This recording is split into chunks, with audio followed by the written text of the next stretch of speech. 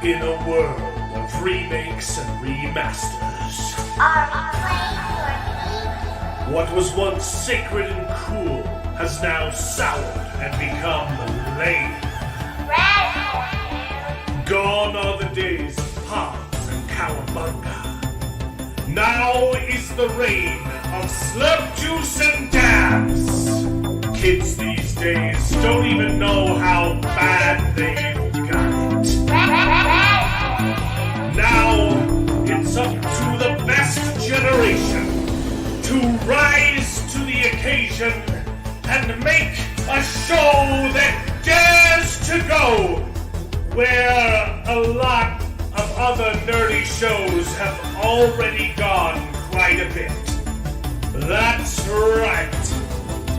They're going to talk about it a lot.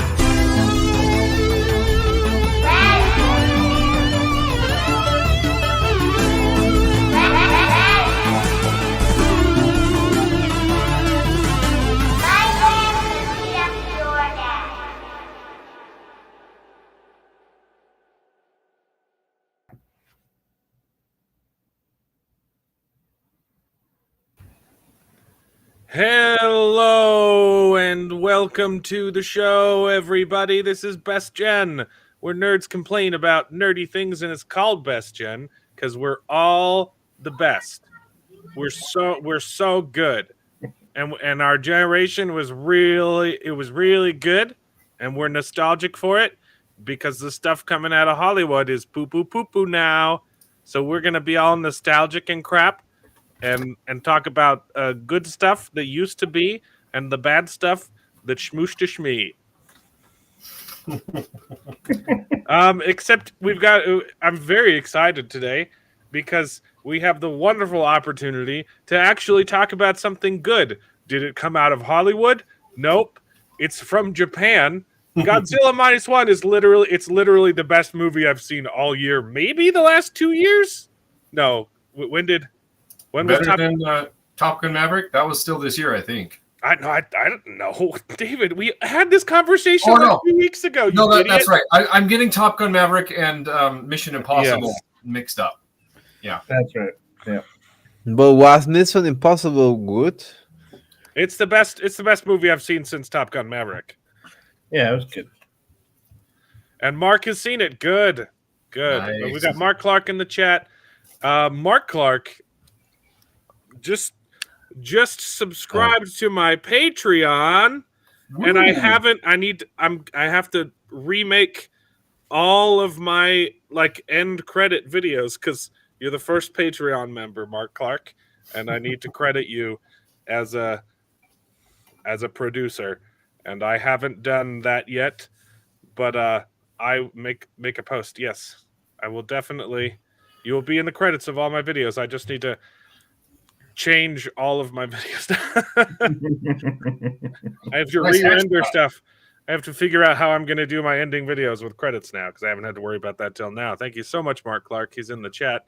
He's a wonderful chat boy, our resident channel member and now Patreon producer, helping me make stuff full time because I would love to do this full time. If you want to become a channel member like Mark Clark, setting the example. It's only 99 cents a month, and you get access to emojis, and you get access to little Mexican hats next to your name. But best of all is you get to call yourself a Mexican too. Technically. Hey, yes. If you become a channel member or a Patreon subscriber, you can. It's like a papal indulgence. Okay, you are purchasing for yourself a diversity shield, which means you are immune to criticism, baby. You may have noticed a silly little thing on my head. Oh, what's this? Channel merch? I'm not going to put it on because I look really bad in hats, and it will make you not want to buy my amazing hoodie. I think out of all of the things that I have on my Teespring store, this is like the best quality. It's knitted. I freaking love this. And I have two of them and I can never find them because my kids wear them all the That and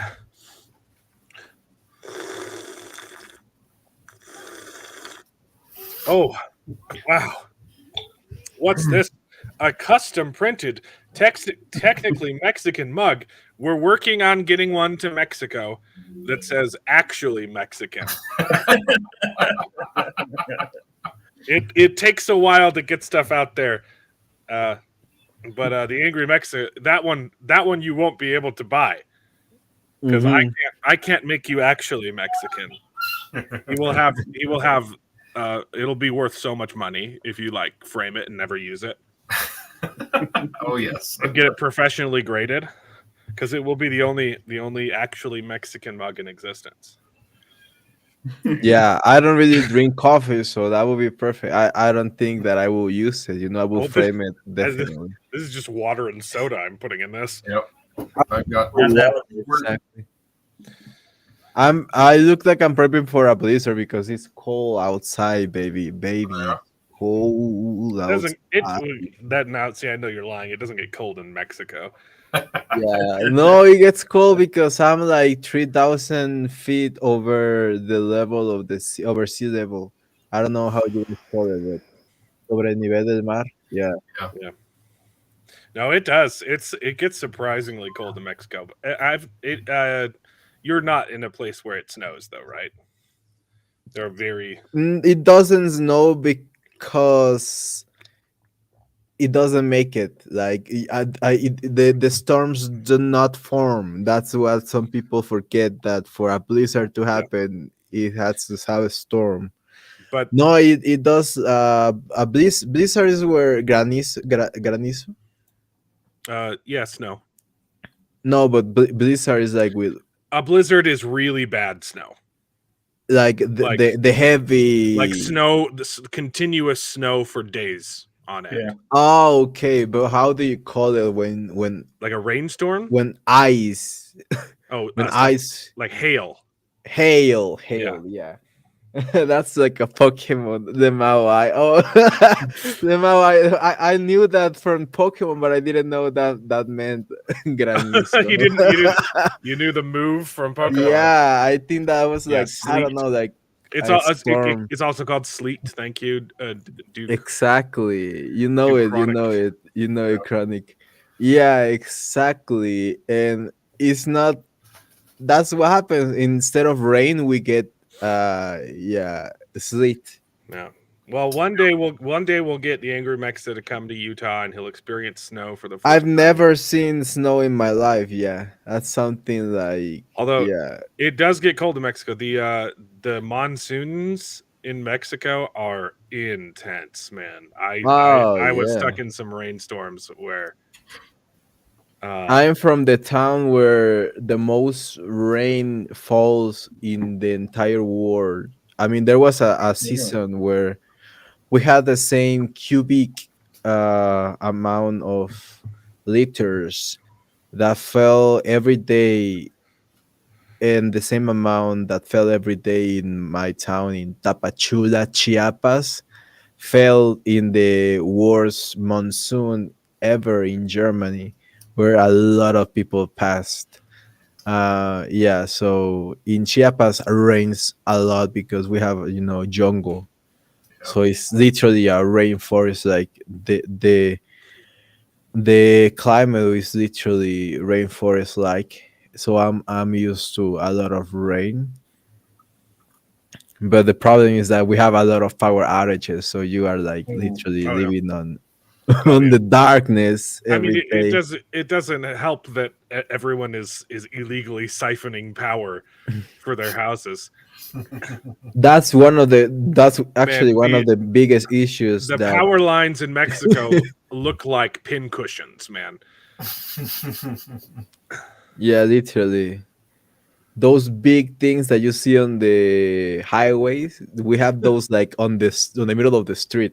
Yeah, and everyone's jacked into them. Yeah. Everyone jacked into that, and when it rains, that's the problem because everything blows.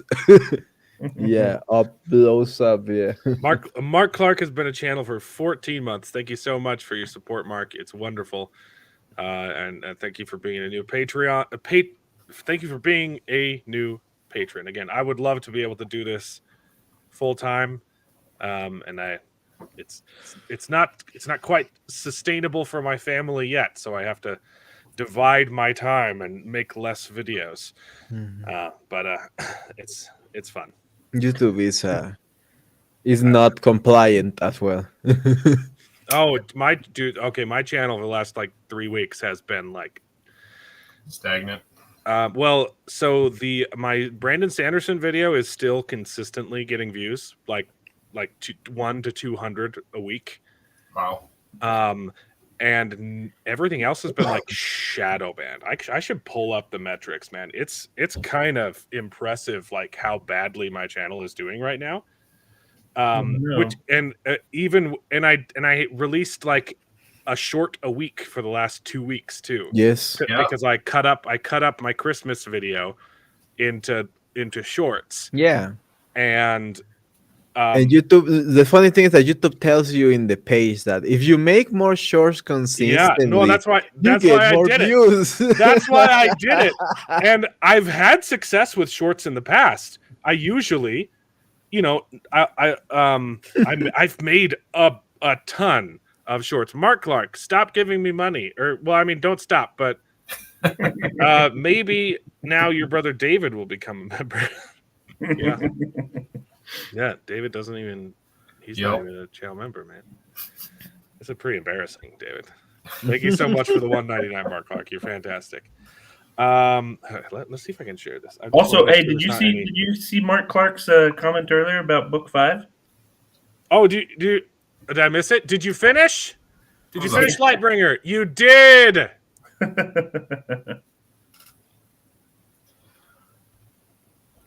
Congratulations. Congratulations. That's way back. It's way back. It's way back, yeah. Nice. Lightbringer 5. Oh, we could chat about that. Oh, man. Yeah. Absolutely love the Lightbringer series. I loved book 4 is the best, but like by a long shot. It's wonderful. I agree. My camera's crooked because my son has been playing Minecraft with his cousins. That's fun. It's fun having a kid who is interested in the same things that you are now. Not that I've never played Minecraft in my life, but watching Doctor Who and stuff with him. We're almost done. We've got like 3 Matt Smith episodes left, and I'm sad because the Peter Capaldi was fantastic as the Doctor. Yeah, but ever since once he started, the writing consistently gets worse and worse and worse, and they stop and they just start like completely ignoring continuity by like killing off Clara and her boyfriend after she's met her own grandchild. But whatever. They didn't like her, right? Okay, so I've got shorts. I average 1,000 views with my shorts. Mm-hmm. Right. Sometimes I'll get some that only get like 50 and never hit the algorithm. Right. And some I've got a couple shorts that got like 40,000 views. Right. And so YouTube's like, oh, do shorts. And so I'm like, okay, I haven't done shorts in a while because I was taking a break because I was doing 3 shorts a day. And I even experimented. So I broke up my Christmas video into, let me see if I can like zoom in. That's probably better, right? I broke up my Christmas video into shorts so I could push it. And I was like, hey, if we get people, we could boost the original video. So I put a ton of work, made amazing shorts. And I even experimented with a new method of deselecting pushing shorts to your subscribers. And I didn't do it for all of them. So I had like 10 shorts to push. And for half of them, I didn't push to subscribers. Because then it will just enter the general shorts feed, and it has a greater chance of, if you send it to all your subscribers and no one looks at it, because a lot of people don't look at shorts, right? If it pops up in your subscription feed, especially if it's a recut of your full video that people have already watched. Yeah, exactly. So I'm like, if people have already seen it, I don't need to send it to my subscribers. I actually do. Actually, every time I get a notification from you from your shorts, Yeah. Yeah. I'm just talking in Yeah. general public. And in general, Most like people every time look at I shorts think, from their phone, right? They don't pull it Yeah, up yeah. from us. So True, if you true. send it to your subscribers, it depends on the short, but it can have a negative impact on the short. And I've never experimented with that before. I've always just sent it out. But it can give your short a bad click-through rate, and so it doesn't recommend it to like the general algorithm. So half of my shorts, I unchecked that box and just sent it to the short feed. And half of them I did it normally so I could see if there was a difference. Let's play a game called Can You Tell Which Shorts were sent to subscribers and which ones weren't? Here are, see, I get like 3,000 on some of them, and some of them only get like 50. Okay. Here are my Christmas shorts. Oh. 25, 33, 4, 55, 24, 4? 20, 24, 50, 30. To be honest, I cannot tell because YouTube is so BS that I cannot even tell. Exactly. Literally, I cannot tell. You want to know what's funny? What's this funny? one, no, this one was not sent to my subscribers. The one with 4 views. I watched that. I'm one of those 4 people. Yeah, my channel is. YouTube doesn't like my stuff right now. Yeah.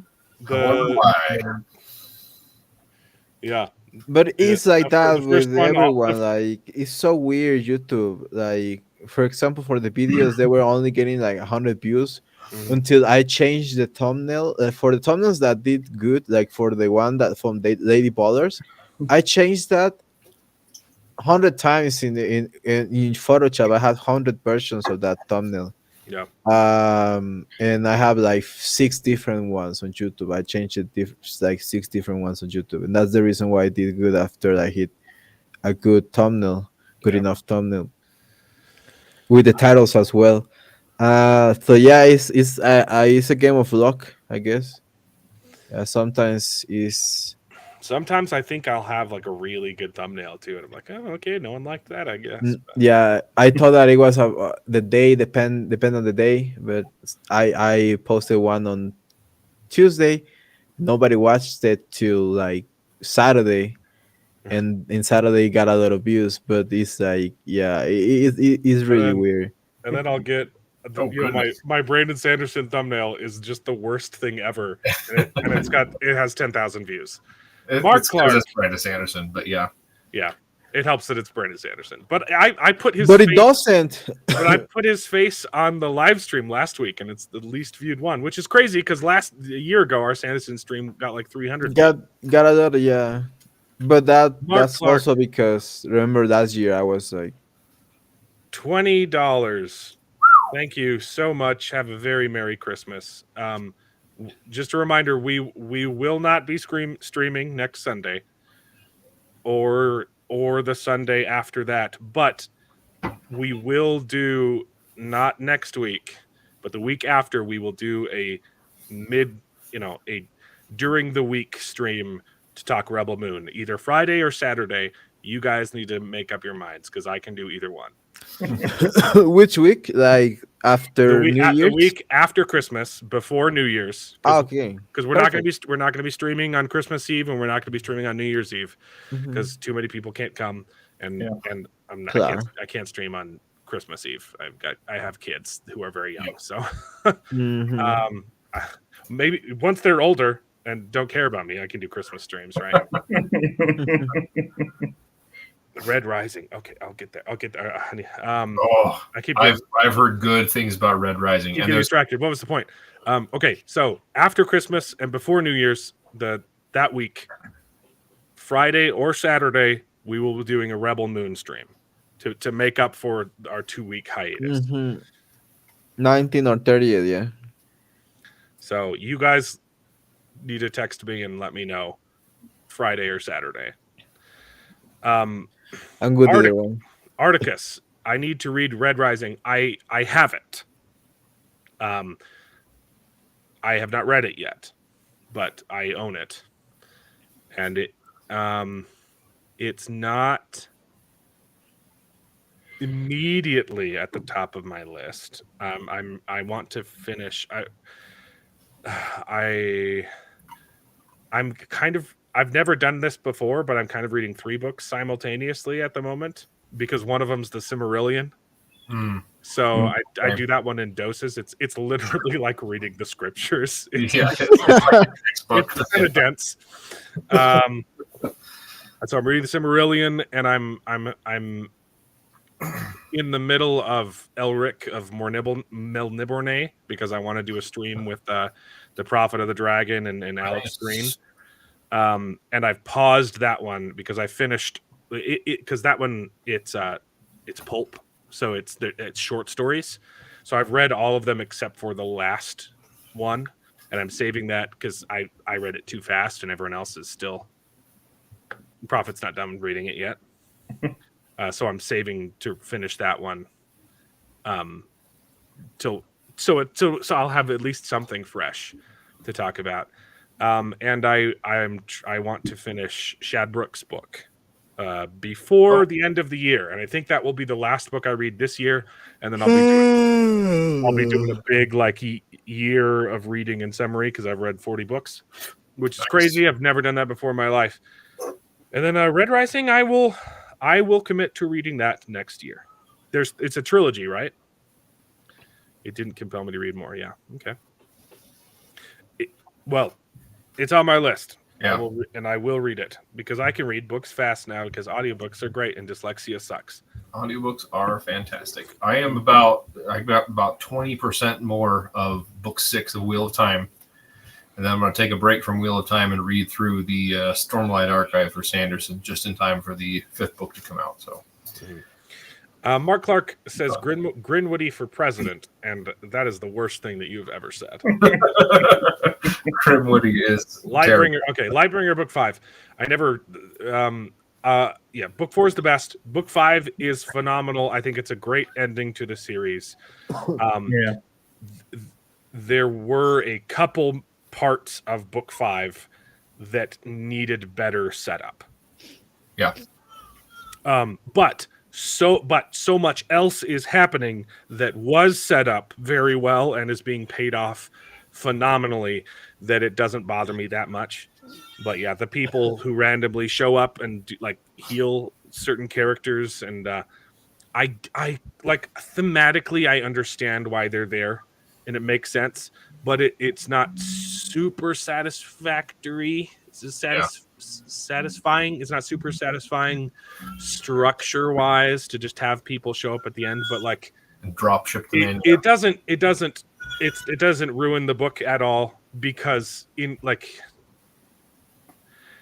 makes sense world building wise for the type of ending he was going for. But it would have been nice if they were. I wouldn't have minded as much if they were set up just a little bit, maybe. Yeah, but they kind of come out of. I agree with that. I think my main criticism with book 5 is, like you said, they kind of come out of nowhere and just show up Deus Ex Machina to save the day. Which is fine. There's a couple Deus Ex Machinas and a couple and one specific Deus Ex Deus. Yeah, right. But yeah, I kind of wish that one of the 3 Giles would have died at least and stayed dead. I thought it should have been Gavin, in my opinion. But I think Kip would have been a better death than Gavin. I think you're so dumb, David. You have the The whole story was the decline of Gavin Guile. That was the whole thing. Which he was on top of his game. And so by killing him off at the end, that's predictable and lame. Yeah. That's not interesting to kill Gavin off. It's more interesting to kill off Kip. Well, that's the thing when that. Yeah. Anyway. Because even. Yeah. And that's why there's a little bit of disconnect at the end of book 5, but for the most part, fantastic. Yeah. It's all worth it for just to see David get pissed off with the Andros Guile stuff. Oh, see, that was great. That was hard to swallow, dude. Andros Guile is literally. It used to be he definitely usurped my best written character, which used to be Light Song from Warbreaker. Yeah. Has been my favorite written character for so long, and then Andros Guile, who is the worst character ever, is also the best written character, because while he's a horrible person and you absolutely hate him, you can't help but like his character. Yeah. It was fascinating to I have think that that's what feeling makes of it this more person compelling. is vile and I absolutely love him. 100%. Well, So, Mark Clark, you said that when you finished the book, you said you had a couple complaints. What did you not like about? You said there was one. There was one thing you didn't like. Tell us the one thing you didn't like about Lightbringer 5. And we will move on to the next topic while you tell us. So we can get distracted again when you bring it up. Yeah. Oh, baby. Now you can go back and you can watch the live stream that we did, Okay. 6 or That 7 is months ago or whatever. I feel exactly the same way. Yeah. David absolutely. doesn't, because he has the worst opinions, but Jared and I both agree. Yeah. Kip should have stayed dead. Should have just finished it off. Yeah. But yeah. Okay, news. I was hoping that that Dark Jared would have been here for this, so I could ask him. But he's sick. But he is sick, so we wish him the best and a full recovery. I thought this was hilarious. So this came out 2 weeks ago, but we haven't done news because we had a bye week where we did Sanderson. Turns out the songwriter for Wish wrote the music before ever seeing the script, which apparently makes a lot of sense.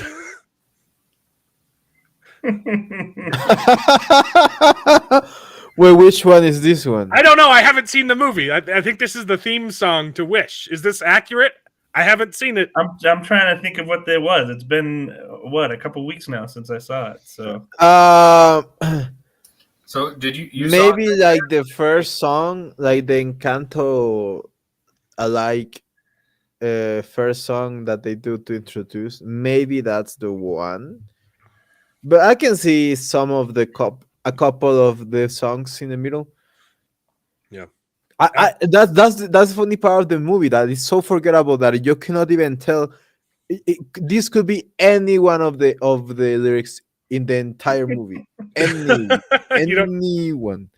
It could even be the finale one. Yeah. Okay. No, the finale is the only one that I will argue that is not. I don't. Jesus. Oh, my cat is here. Okay. I have to show you my favorite Twitter interaction of last week, which was I think it was Screen Rant or some website posted an article that said it's not a Screen Rant because it wasn't Screen Rant. It was one of those websites. They posted an article saying that was talking about the top 10 worst movies of the year, because it has been a stinker of a year. Woo-hoo. And this guy, Steven, who cares, went on Twitter and said, "Stop making these worst movie year lists. No one sets out to make a bad movie." Well, many people work their butts off to try and do their best job so they can. Let's not celebrate when something doesn't work. And Gary from Nerdrotic responded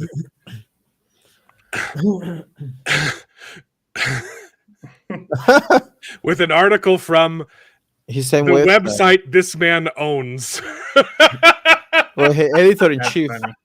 Editor-in-chief. So he basically is editor-in-chief for Collider. He's literally the one that has to decide which stories get published.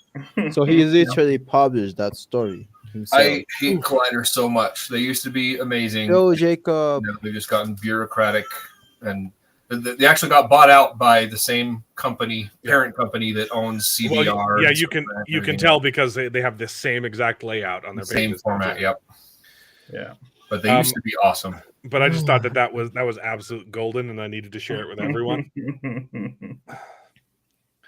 Gosh, it's so funny. It's so great. Did you guys see this? I don't know if I want to watch this. Did you guys see this? It's kind of wicked. Yeah, I've seen it, but oh my god, it's Okay. really wicked. It's not political, but I mean it's political. It's dumb. It's one of the worst things I've ever seen. It's one of the things that shouldn't be politicized, but it's politicized because it benefits. I don't want to do it on the show, but go watch it. And I watched it. Yeah, we have watched it. I think it is do you so guys have dumb. watched it? It is so dumb. Let's do it. We'll save this for like a political stream. Or explain it, or just tell. Yeah, but it is something that shouldn't be politicized. and Okay, it's the gist politicized. is without getting demonetized on YouTube, little girl falls into pool, and it says the number one game ender of children in the United States isn't falling into pools or car accidents or cancer. In game. It's Christians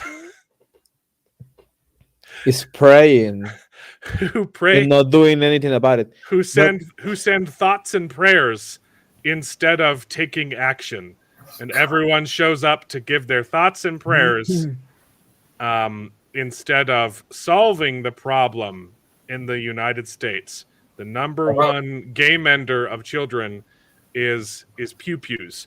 Is pew-pews. What's hilarious? Well, first off, the argument is completely disingenuous because conservatives actually want to do something about this, and all of those mass game ending things only ever happen in pew-pew free zones.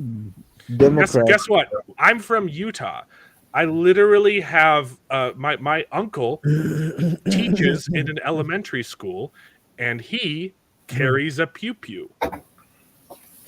He gets paid extra to bring one to school, and there's never been a single event at a That's really smart. at a school that has protection. Yeah. No, I don't have to say it's. I don't have to say my uncle. It's Jared's daddy. So Yeah. yeah. I would say that works when people are responsible and actually care. But first off, this statistic is a lie. It's not even true. The only way they get this as number one is by including gang violence and excluding infants 0 to 1. Right. It's not even true. Yep. Anyway, it's stupid. Go watch that video. It's the most retarded thing I've ever seen. Doctor Who, baby. Now that we've jumped into that hot water. Oh my god. After all of the heat he's been getting, Russell T. Davies decided to double down and say, guess what? All you fans that are left, screw you too. New episodes of Doctor Who will upset diehard fans. Why is that your goal? I don't understand, you vile, pathetic man. Well, to end it finally, I guess the final nail in the coffin is gonna be the LGBTQ Who. Oh. Do you see that he has nail polish now Oh, yeah. with the runes? Yeah, Jesus. He's got nail polish and he's dancing. Everyone keeps... So they posted a picture of him dancing in the nightclub with his kilt on. What is going on with he's in that? He's in a tank top and a kilt, and it's very sexual in a nightclub dancing with gay men. It's really gay. It's really gay. And everyone complained, why is the doctor in a dress? And without fail, the response was, that's not a dress, it's a kilt. Guess what? It's not a Not kilt. a kilt, yeah. It's made out of the material that kilts are made out of, but it's not a kilt. And kilts have It's literally been tailored into a dress. The Doctor Who, Nakuta Gatwa's doctor, does not wear a kilt. It is a dress. Wow. There is a difference. He'll have a certain cultural, Mark Clark like, wears kilts. Back me up on this one. exactly, and it has like cultural significance. It's not just like a random. Oh, that's a random man's skirt. That's a kilt. No, it's a man's skirt. That man is using a boy skirt, Goodness. like a tutu. Are we talking about the Senate staffer? Do you want us to? Oh no! Well, I mean, we can just say We that can conservatives mention it. are nasty. Your conservatives are nasty and Not disgusting. wrong group. It's Democrats, not conservatives. No, but they are the ones that posted the video Yeah. Oh all yeah. through the freaking. Yeah. I They were had the to ones leave to sharing that it for sound. sure. I am never going to remove that sound from my memory. I hate you all, conservatives. I hate you. I will never post a video of a guy getting pounded in the. Thank you, Mark Clark. I'm not the only one. It is not a kilt. It is a dress. I'm good not talking about it. Yeah. Yeah. So I don't know. It actually looks like it's a kilt to me. But it's because and I it's have made kilt out of kilt material. It's a gay No, kilt. no, but here's the thing. That's the hard thing about kilts is that they look. I mean, obviously, from farther away, they look like they're dresses, but they're not. Like They don't though. They don't No, look I like mean, dresses. they do. They do. Like that's why this whole discussion has I'm- been going on this whole time. I mean, that's why I'm a lot of talking. guys If don't you're want looking, kilts. if you're looking at like modern kilts, some of them start to look more and more like dresses. But if you're looking at traditional kilts, no. Well, okay, but that depends on how traditional you want to go. If you go to like traditional kilt, then The you're talking point, about a kilt the that wraps point around of the whole story body. is they specifically made his kilt look like a dress I don't think so because they but wanted it that's to. okay. I mean, Um, they I think definitely made it a little more gay than normal, right?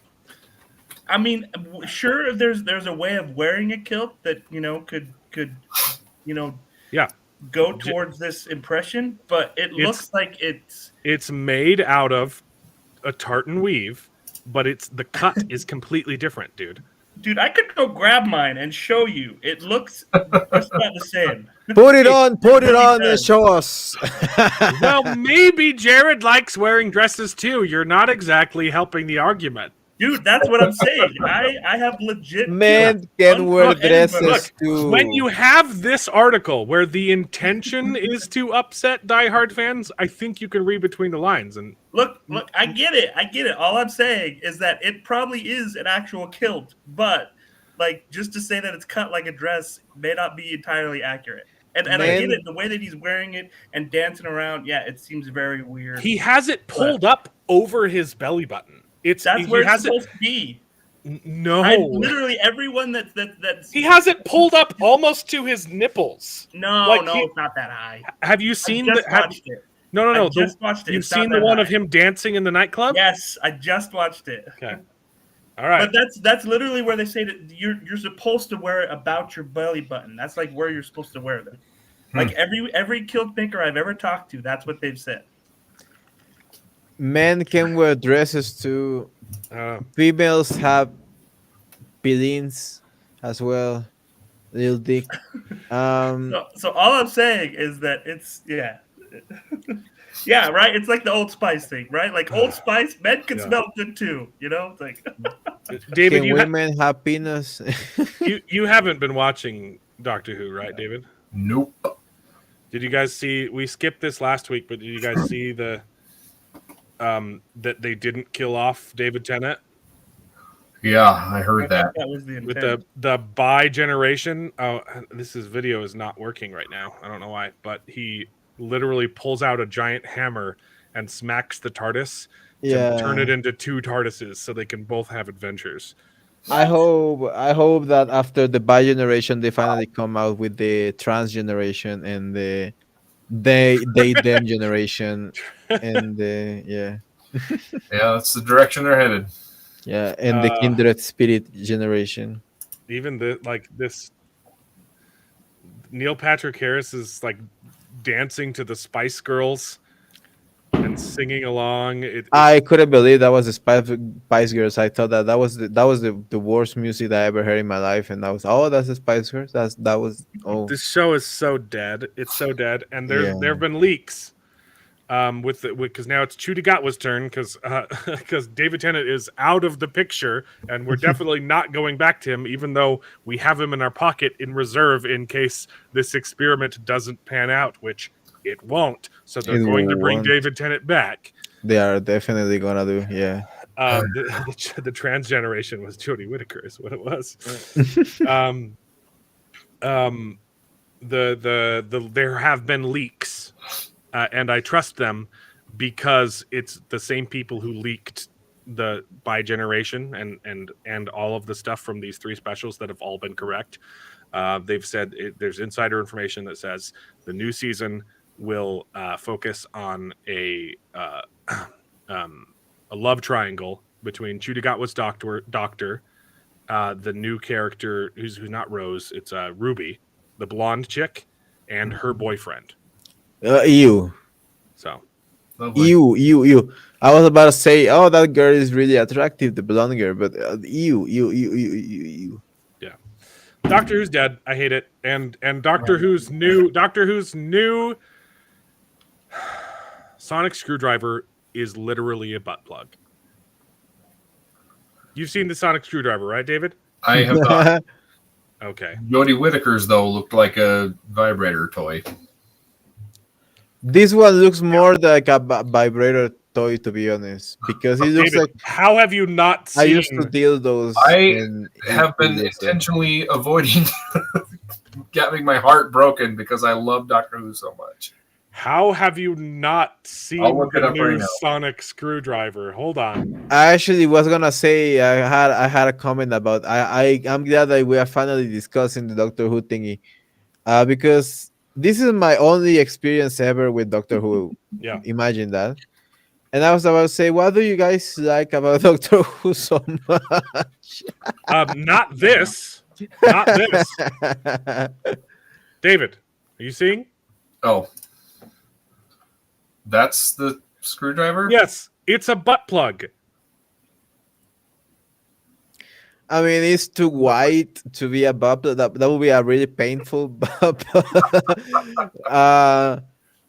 But I can assure you that it looks like you don't put the big end in.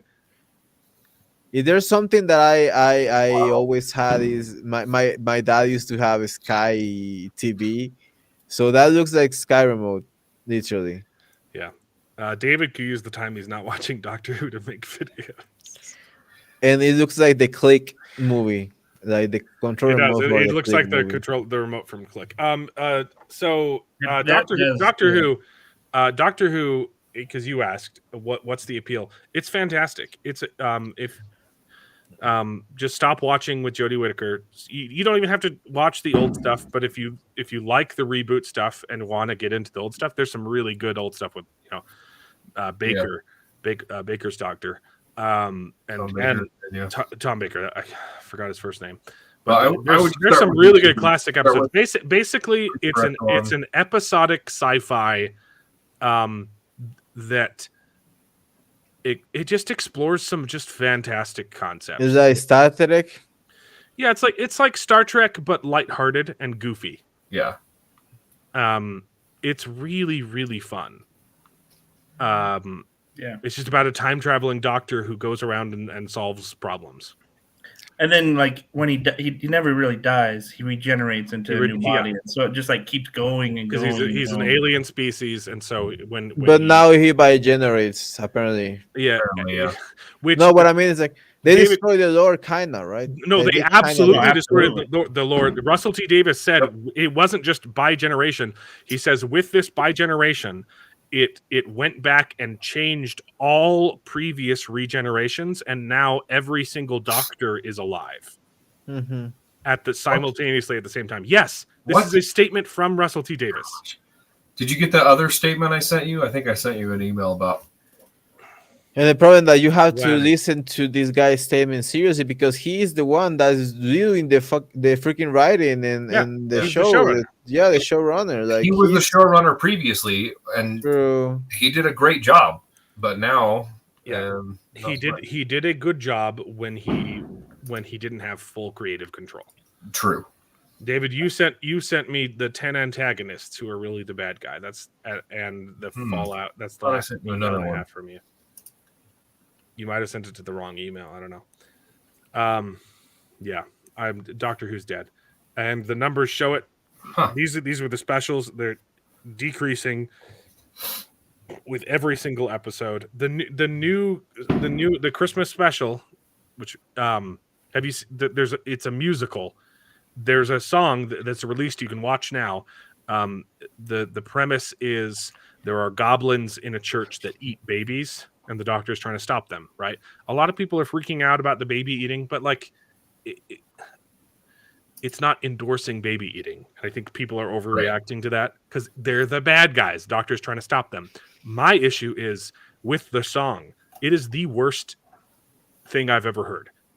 It is horrible. The lyrics are absolutely juvenile. Is it better or worse than the Star Trek one that we watched from the Klingon? The Klingon was the music. Yeah, remember the musical from Star Trek that we watched? It is way worse. Wait, wow! Than the Klingon rap. Yeah. Let's see if I can pull it up. Wow. Like musically, it's like nails on a chalkboard, and lyrically, it's the worst lyrics I've ever read. It feels like an elementary school kid just started writing down all of the rhymes that he knew that rhyme with baby. The Mao. I mean, these people do have the intellect of elementary school. Like, if you're gonna do it, make it good. Make it good music, right? Okay. Yeah, I mean, the allegory with the eating kids, Moloch and that stuff, maybe, I don't know. I'm trying to find, here it is. So while you're bringing that up, I could have sworn I sent you this article, but it was a quote that he made, Stephen Moffat made, about the Timeless Child and how the changes that he made with his bi-generation thing fix the Timeless Child by making it so that they, like you said, that they happen simultaneously, or they exist simultaneously, and that both versions of the Doctor could be true. Like, he could be the Timeless Child and he could not be the Timeless Child, and that he doesn't fixes know what everything. you It's like, you don't fix continuity by obfuscating it more. Yeah, that's not a fix. Okay, so the Doctor is, trying to save a baby from the goblins. And the video, Twitter is not working right now for me. Maybe it's my internet. Sometimes it stops working. Like, new Twitter is really weird. Yeah, it might be on my end. So the whole movie is not or the whole episode is not a musical, right? It's just, I don't know. They released this, and I hope it's not. It's not going to work. I wanted to go over the lyrics. Okay, maybe I can just add look some up. salt. Maybe I can just look up the lyrics. It's so bad. Doctor Who.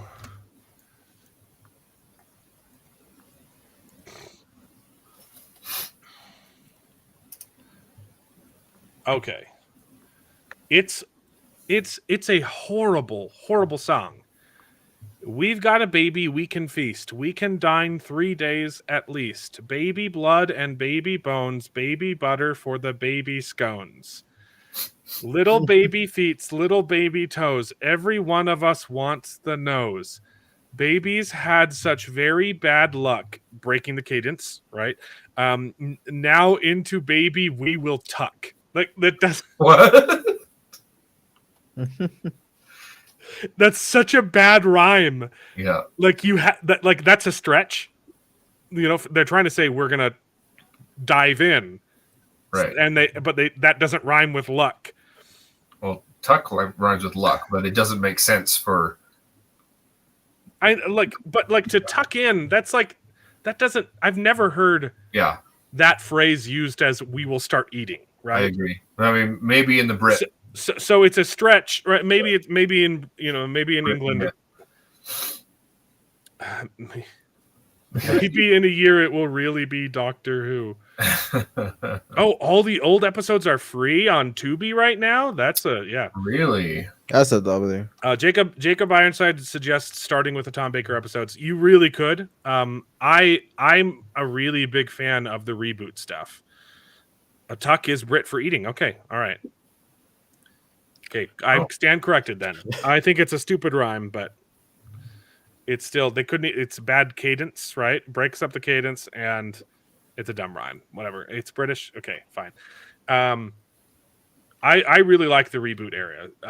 So I suggest starting with the reboot with Christopher Eccleston, and if you like that, then jump into the old episodes too. But you could easily start with Tom Baker because he's fantastic, and that's the thing. Like, it's generational, right? You can literally start anywhere. You can pick up any episode, and it's episodic as well. You can find a doctor that you like, watch all their episodes. It's wonderful. I mean, Tennant, Matt Smith, Capaldi, and Matt Smith is my favorite doctor. He's fantastic. Eat the baby, add some salt. Bay leaves, barley, powdered malt. That wouldn't be good, by the way. But they needed a rhyme with salt because the people writing this are juvenile and are bad songwriters. Yep. Now baby's salted, she's a treat. Her destiny, it's time to meet. Like they have to make them talk like Yoda just to get the rhymes in. Yep. Because they're bad songwriters. It's no one has ever said the sentence, her destiny, it's time to meet. Yeah, that was bad. I just watched it. That was real bad. It's horrible. Yeah. And the music going along with it, it's baby we need, eat with our teeth. Who in the world has ever said, I'm going to eat this with my teeth? I don't. Only someone who needed to rhyme with feed. Or somebody that doesn't have normal teeth and has to put their teeth out or something. And you misread those last lines. It's baby we need, baby we feed. On. We feed on. Again, they're having to use bad English because their rhyming is so bad. Yeah. Baby so soft, carried aloft. It's like, okay. It's not being carried. It's being pulled on a conveyor belt. This entire song, but carried aloft because he needed to rhyme with soft. Yeah. Big brown eyes, caramel eyes. Okay, that one's good. That's a good rhyme. That's good probably their best lyric of the whole shebang. Yeah. He's the Goblin King. Goblin King. He's not a myth. He's an actual thing.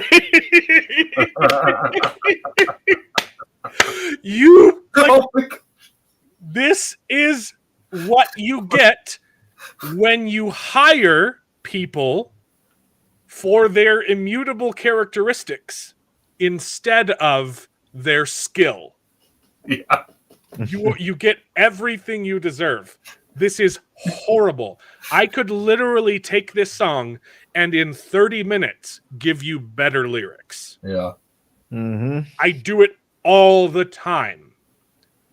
And I'm a bad musician. But I could do better than this. Here's the king. He's the king. We love the king. We sing a ding-ling. We love his chin when it's wobbly. Yeah.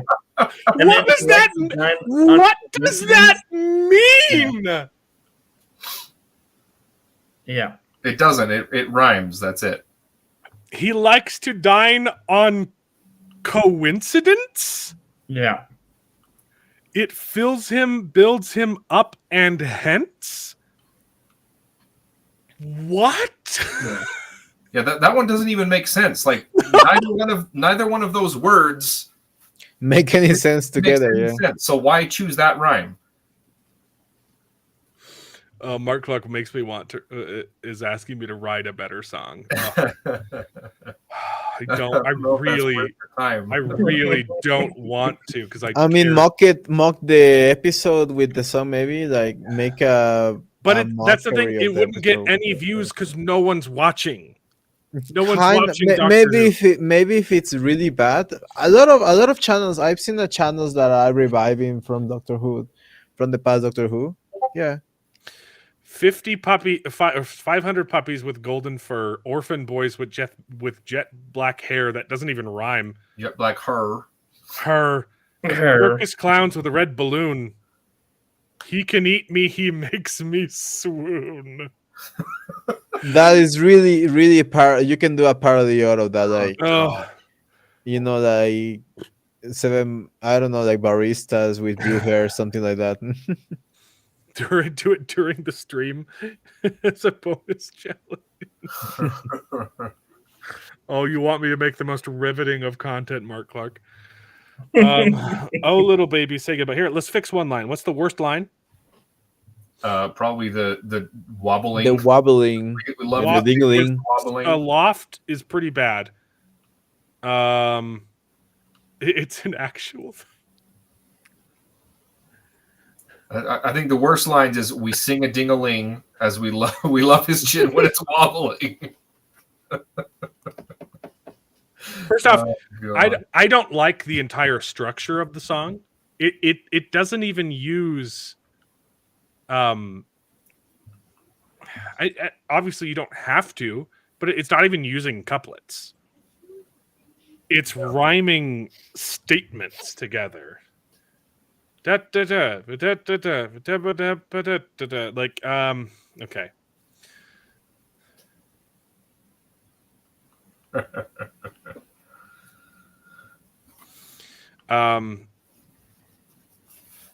I wouldn't call him King Goblin. I'd call him the Goblin King.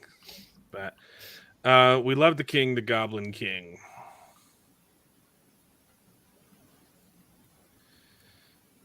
I don't even know. Okay, how would you fix this? The problem is the fix for the song is completely rewriting it.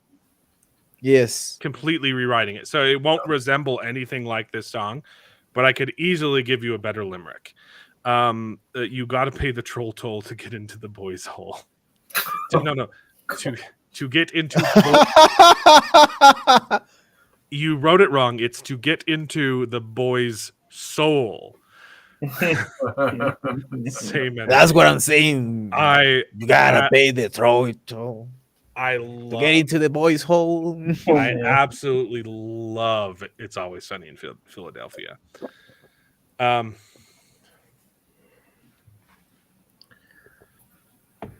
that's just bad.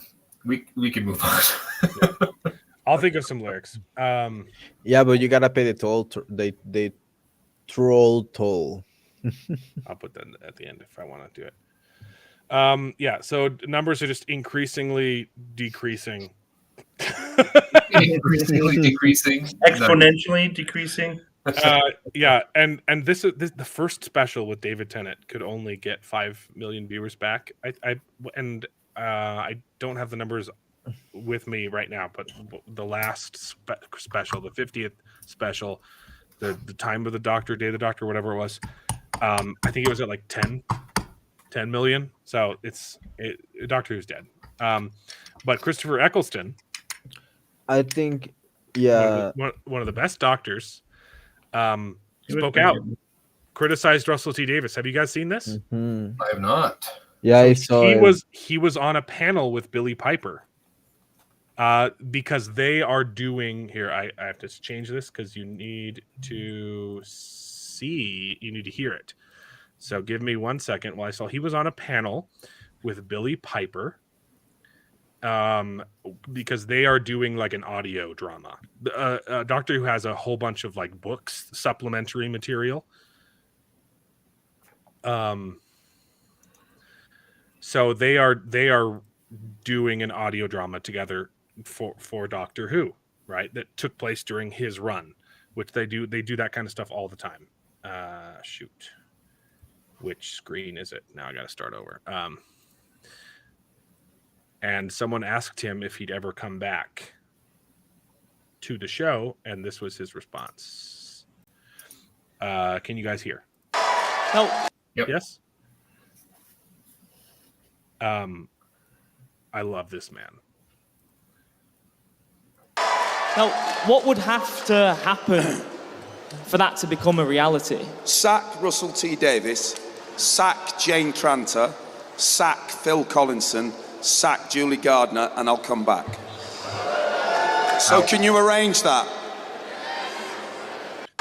Now, what would happen? Look at Billie Piper's face. She is like, oh man, we're getting into it. To happen for that to become a reality? Sack Russell T Davies, sack Jane Tranter, sack Phil Collinson, sack Julie Gardner, and I'll come back. So Yeah. I love you, Christopher Eccleston.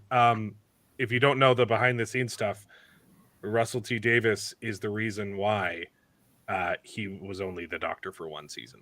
Yeah. They butted heads a lot. What a wonderful, wonderful man. I would love. He needed more episodes. It was such a shame that he only got one season. For sure. They gotta find a way to like. Not bring even a him back. Doctor Who fan, but that is freaking amazing. I would love 5 more seasons with Christopher Eccleston. He probably would have been my favorite Doctor if he got more screen time, right? Yeah. Yeah, he was pretty good. He was phenomenal. He had some really good episodes. And that gray hair on him looks so good right now. Like I would love. It's a different look, but I was gonna say, yeah, that's not bad. I would love. I really liked the the Peter Capaldi kind of older Doctor. Yeah. So I've seen some clips from Peter Capaldi. You know those people that say the Doctor has always been woke. The And Doc, it's yeah, like, because he was basic human rights. yeah. Because the Doctor like used to fight for basic human rights and equality for women when like they put clips from the 1960s and it's like, bro, like there was not much equality for women back then, so I'm happy that Doctor Who was fighting for that. We were gonna save this for bad takes, but you triggered my trap card. The Doctor Who has always been queer and woke. So what's the problem? The problem is you're lying. It hasn't. It hasn't always been woke. And even if you look at your evidence, the clips that you provide, you're just wrong. Yep. So Yeah. Wasn't queer and woke until the second season of Peter Capaldi when they started injecting that in there. So that's I mean, yeah.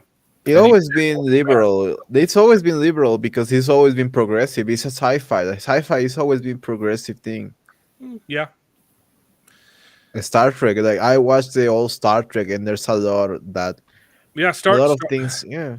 Star Trek is funny.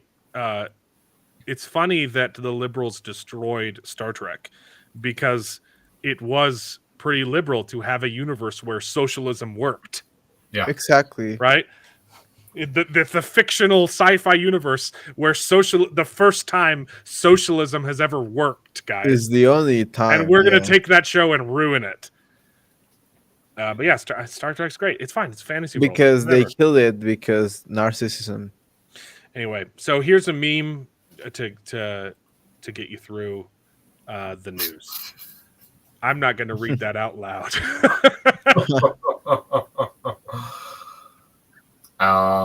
Yeah.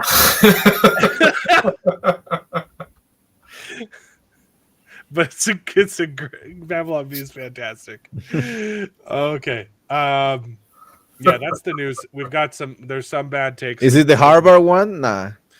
No, it's I couldn't read it at the time. But there was a Harvard one that I read this morning. Bill Cosby joins Hamas. What? So that to escape criticism for what he did. Yeah. because you can't criticize them for doing that. The fake article, of course. Wow, I thought there was the one this morning. There was one from the Babylon Bee, and it said that the Claudine Gay, the Harvard president, has been criticized because she plagiarized the book. I don't know if I can say the name of the book. Mine something. Mine can't. Yeah. Because she plagiarized that book, which is really accurate. She plagiarized her thesis. Yeah, but in her thesis, they say that she puts bits of the Mein Kampf. So she can't be criticized. Yeah, Star Trek is the first time they tried real socialism. Yeah, that's the. Mhm. All right, let's do it. Let's talk about Godzilla -1. Then we'll end with bad takes. Yeah.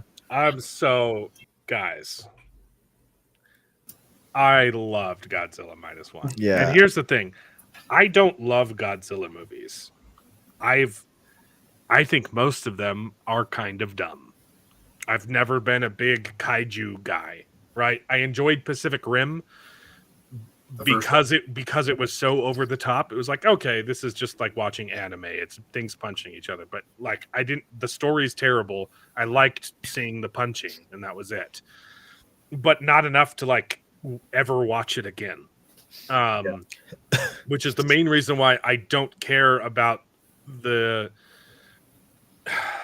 US movies. I watched the first in the reboot, right? I watched the King Kong movie because that one actually had a story and it was good.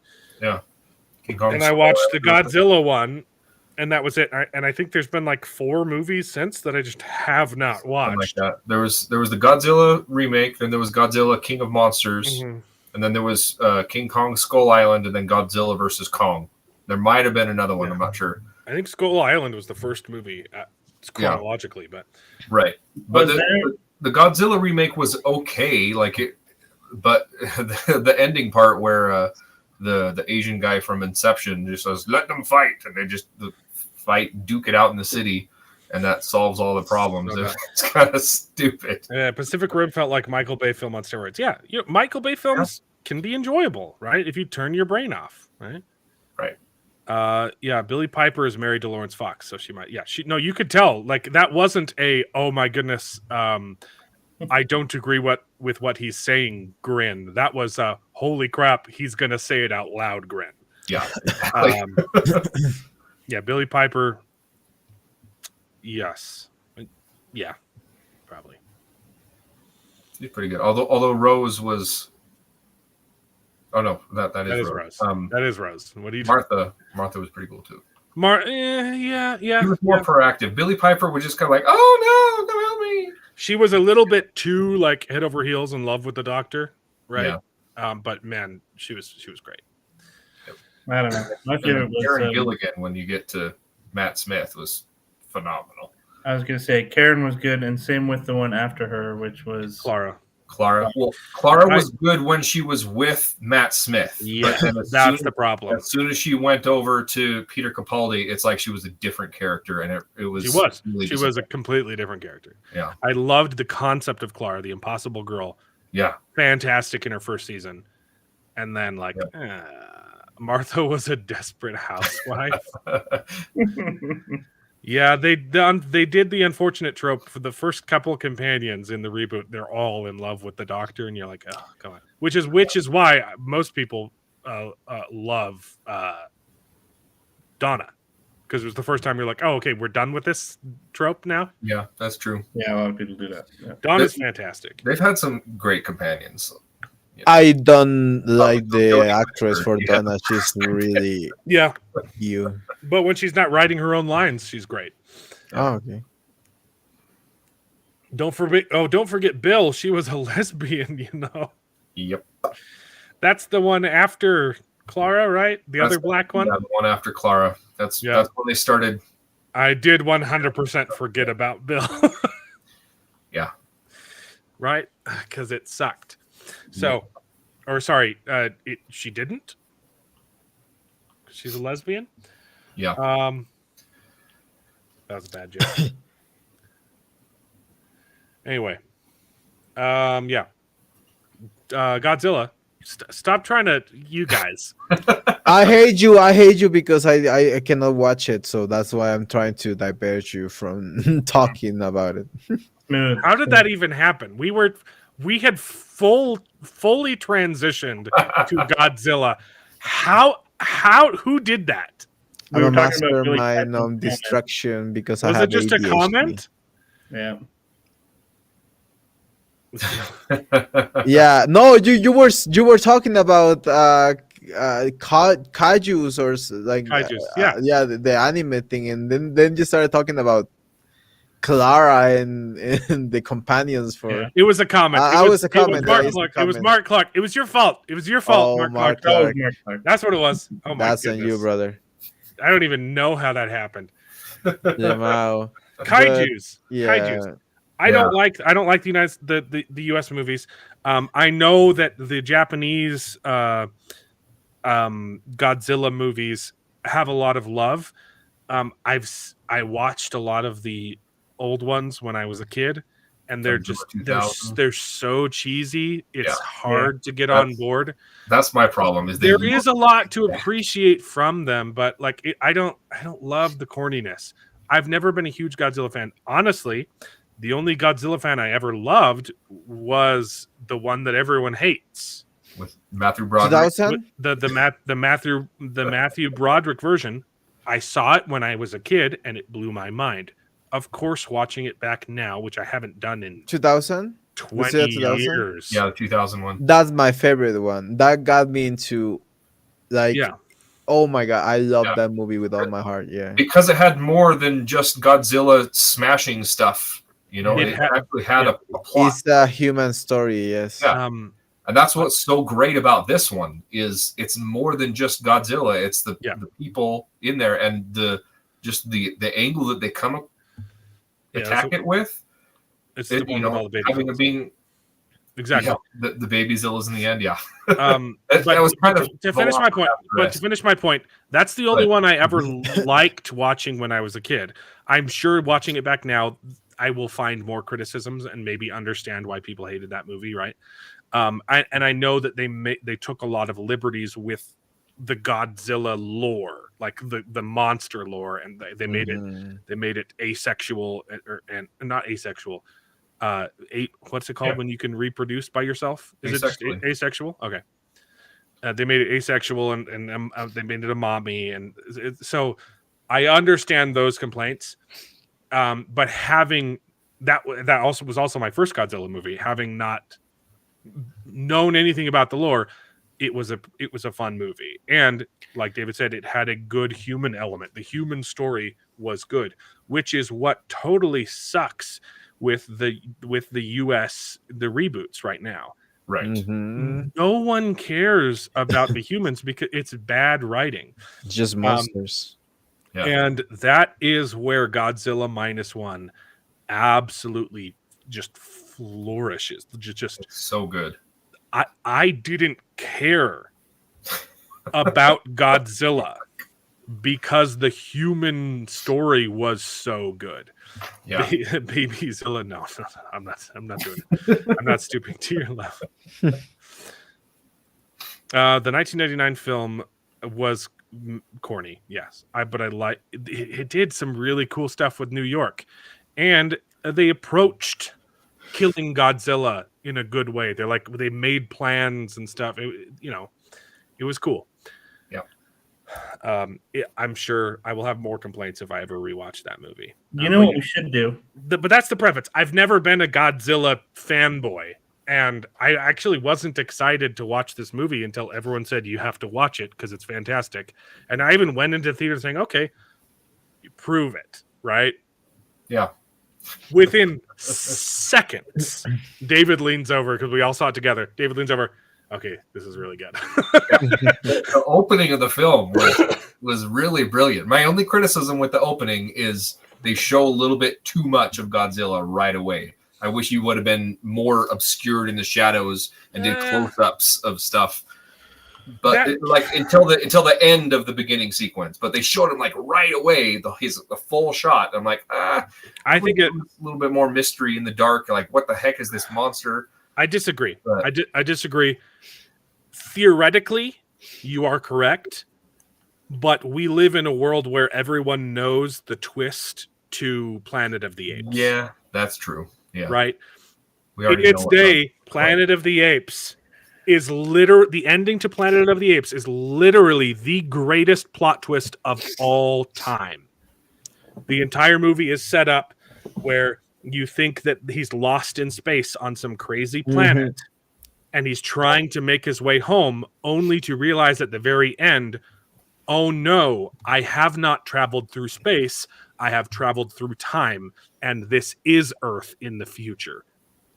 What a fantastic plot twist. Yeah. Because their ship falls through a wormhole at the very beginning. Great plot twist. And it's the same problem with Godzilla.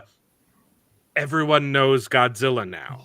That's true. In a normal monster movie, you do want to take your time introducing the monster. That wouldn't work in a Godzilla movie. So I liked what they did with this one and had him just show up really fast.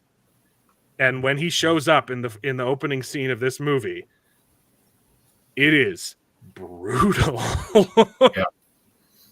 Yeah. Bigger than Bruce Willis being the ghost. Well, yes, it honestly is. Yeah.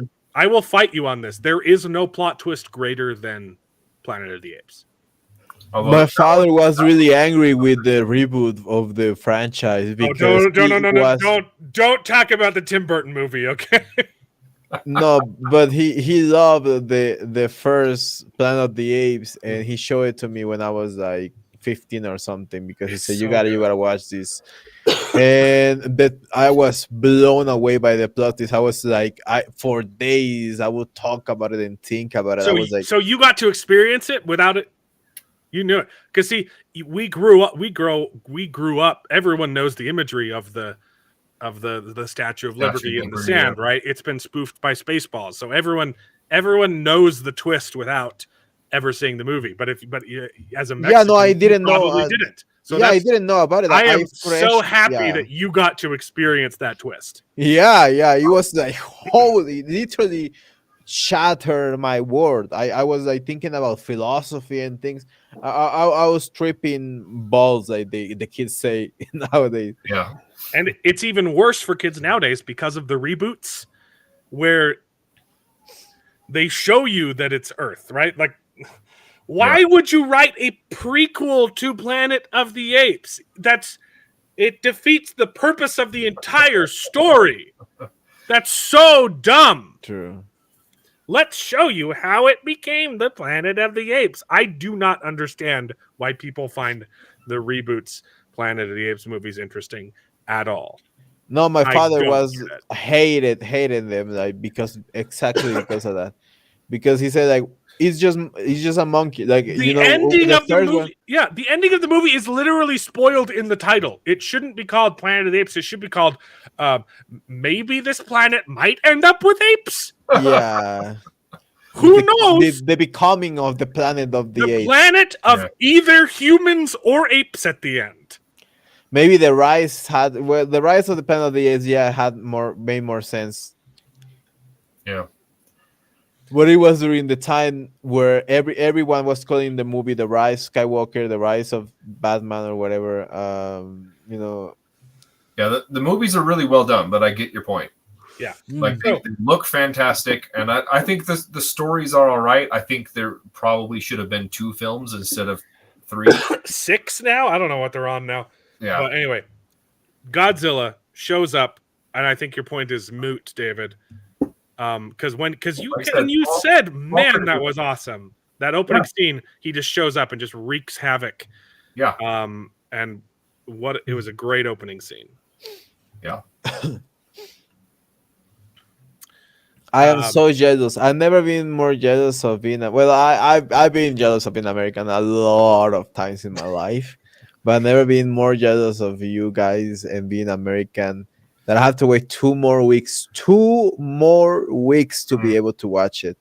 And not only that, seriously but good. the heron and the thingy or whatever the name The is Boy and the called. Heron. Yeah, I need Yeah. to see that too. Yeah, my problem is I'm not in a rush to see The Boy and the Heron because I haven't watched any of the Hiroshima Nagasaki movies. Well, you Oh, have they're good. Yeah, I've enjoyed those. I've only seen one.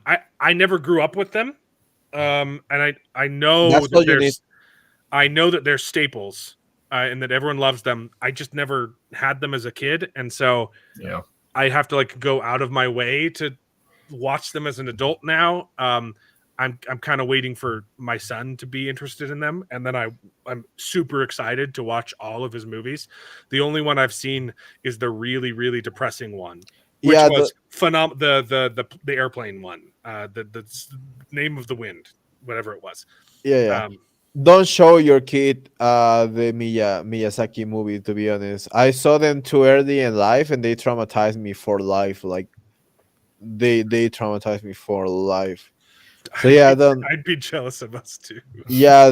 Don't show them to him. Like Good to see you, Al Bellio.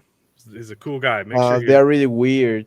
But the Heron, I don't think you have to watch. Like if you watch one of the movies, that's fine. You understand now the language, so just watch it and enjoy it. It's a good movie, and it's better if you don't know the war of Miyazaki or Miyagi or whatever his name is. Yeah. Um, The only ones I've and seen are Spirited Away and Princess Mononoke. yeah, it's better if you are fresh. Like if you watch those and you haven't watched any of the more recent ones, it's better if you are like fresh, Yeah. literally, My kids because have watched a couple of them. you will watch it just as a movie, like a piece of art, not as a piece of Miyazaki movies. And I know we had an entire conversation about how to pronounce your name. I still don't remember if it's Albelio or Albaleo. Can you put like an accent mark on the E that I'm supposed to pronounce? I think that would make it a whole lot easier for me. Anyway, Godzilla -1 is so freaking good. It's the best movie I've seen since Top Gun Maverick. It's literally what I've been waiting for, and I wasn't expecting to love it. I was expecting to. I was expecting to be impressed because I knew everyone loved it. Same here. I was like, oh, I'll enjoy it. I wasn't expecting to absolutely love this movie. The human story is beautiful. I could care less if Godzilla was even in it because the human story is so good. But Godzilla is in this movie, and it's amazing. Jared, you look like you're falling asleep. So why don't you tell us your thoughts? I'm sorry. I get that comment a lot. I think that I look tired, but I just have sad, tired eyes. I guess can't make them any bigger either. I just that's as big as they get. So I got small, beady eyes. Sorry, guys. But I think it was really good. I was saying though that what I think we You should had a do couple now complaints, yeah. is watch the Monarch of the. Why? I don't want Because to. we could compare them and be like, this is. I've already seen the first one and I didn't like it. I know, but still, it's a new one. is it Maybe called? they change things up. I don't know. Because that's the thing. I went into this and I was expecting that. Like I went in and then you're like, oh, by the way, this is a period piece. Well, yeah, you're like, hey, this is all in subtitles. I was like, wait, what? Like I thought it was like it had like famous actors and stuff in there, and and then he's telling me that it's all from Japanese, and I'm like, okay, well, I'm okay with that. But I thought you knew. I thought you knew it was a foreign film. But yeah, we walked in and Jared's like, wait, is this not part of the monster universe? I thought that same way. I thought the same thing too. Yeah. Yeah. But anyway, I think this movie definitely it was a good story, which was good because obviously you don't get a lot of you get a lot more depth with the characters, so you understand why the characters are trying to, their motivations for trying to take out Godzilla, right? The one I told them, I was like, there's only a couple qualms that I had with them, with the film, and that was that I didn't really get Godzilla's motivations. So it just was like he's just going to this random thing and he's just walking around for a little bit and then he walks off. So I was like, that wasn't as clear. I was like, that doesn't make as much sense because, I mean, they mentioned something about, hey, he's trying to like this is part of his territory now. Yeah, he's marking his territory. Yeah.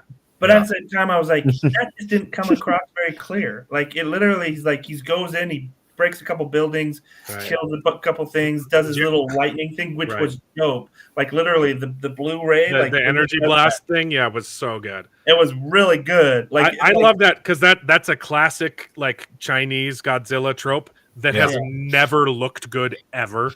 Yeah. And it always looks stupid and doesn't make any sense. And in this movie, it was like that is the coolest thing I've ever seen in my life. So I love that it managed to pay homage and include like the tropes, the campy tropes, but actually make it good. Yeah, and the sound design for that effect too, so good.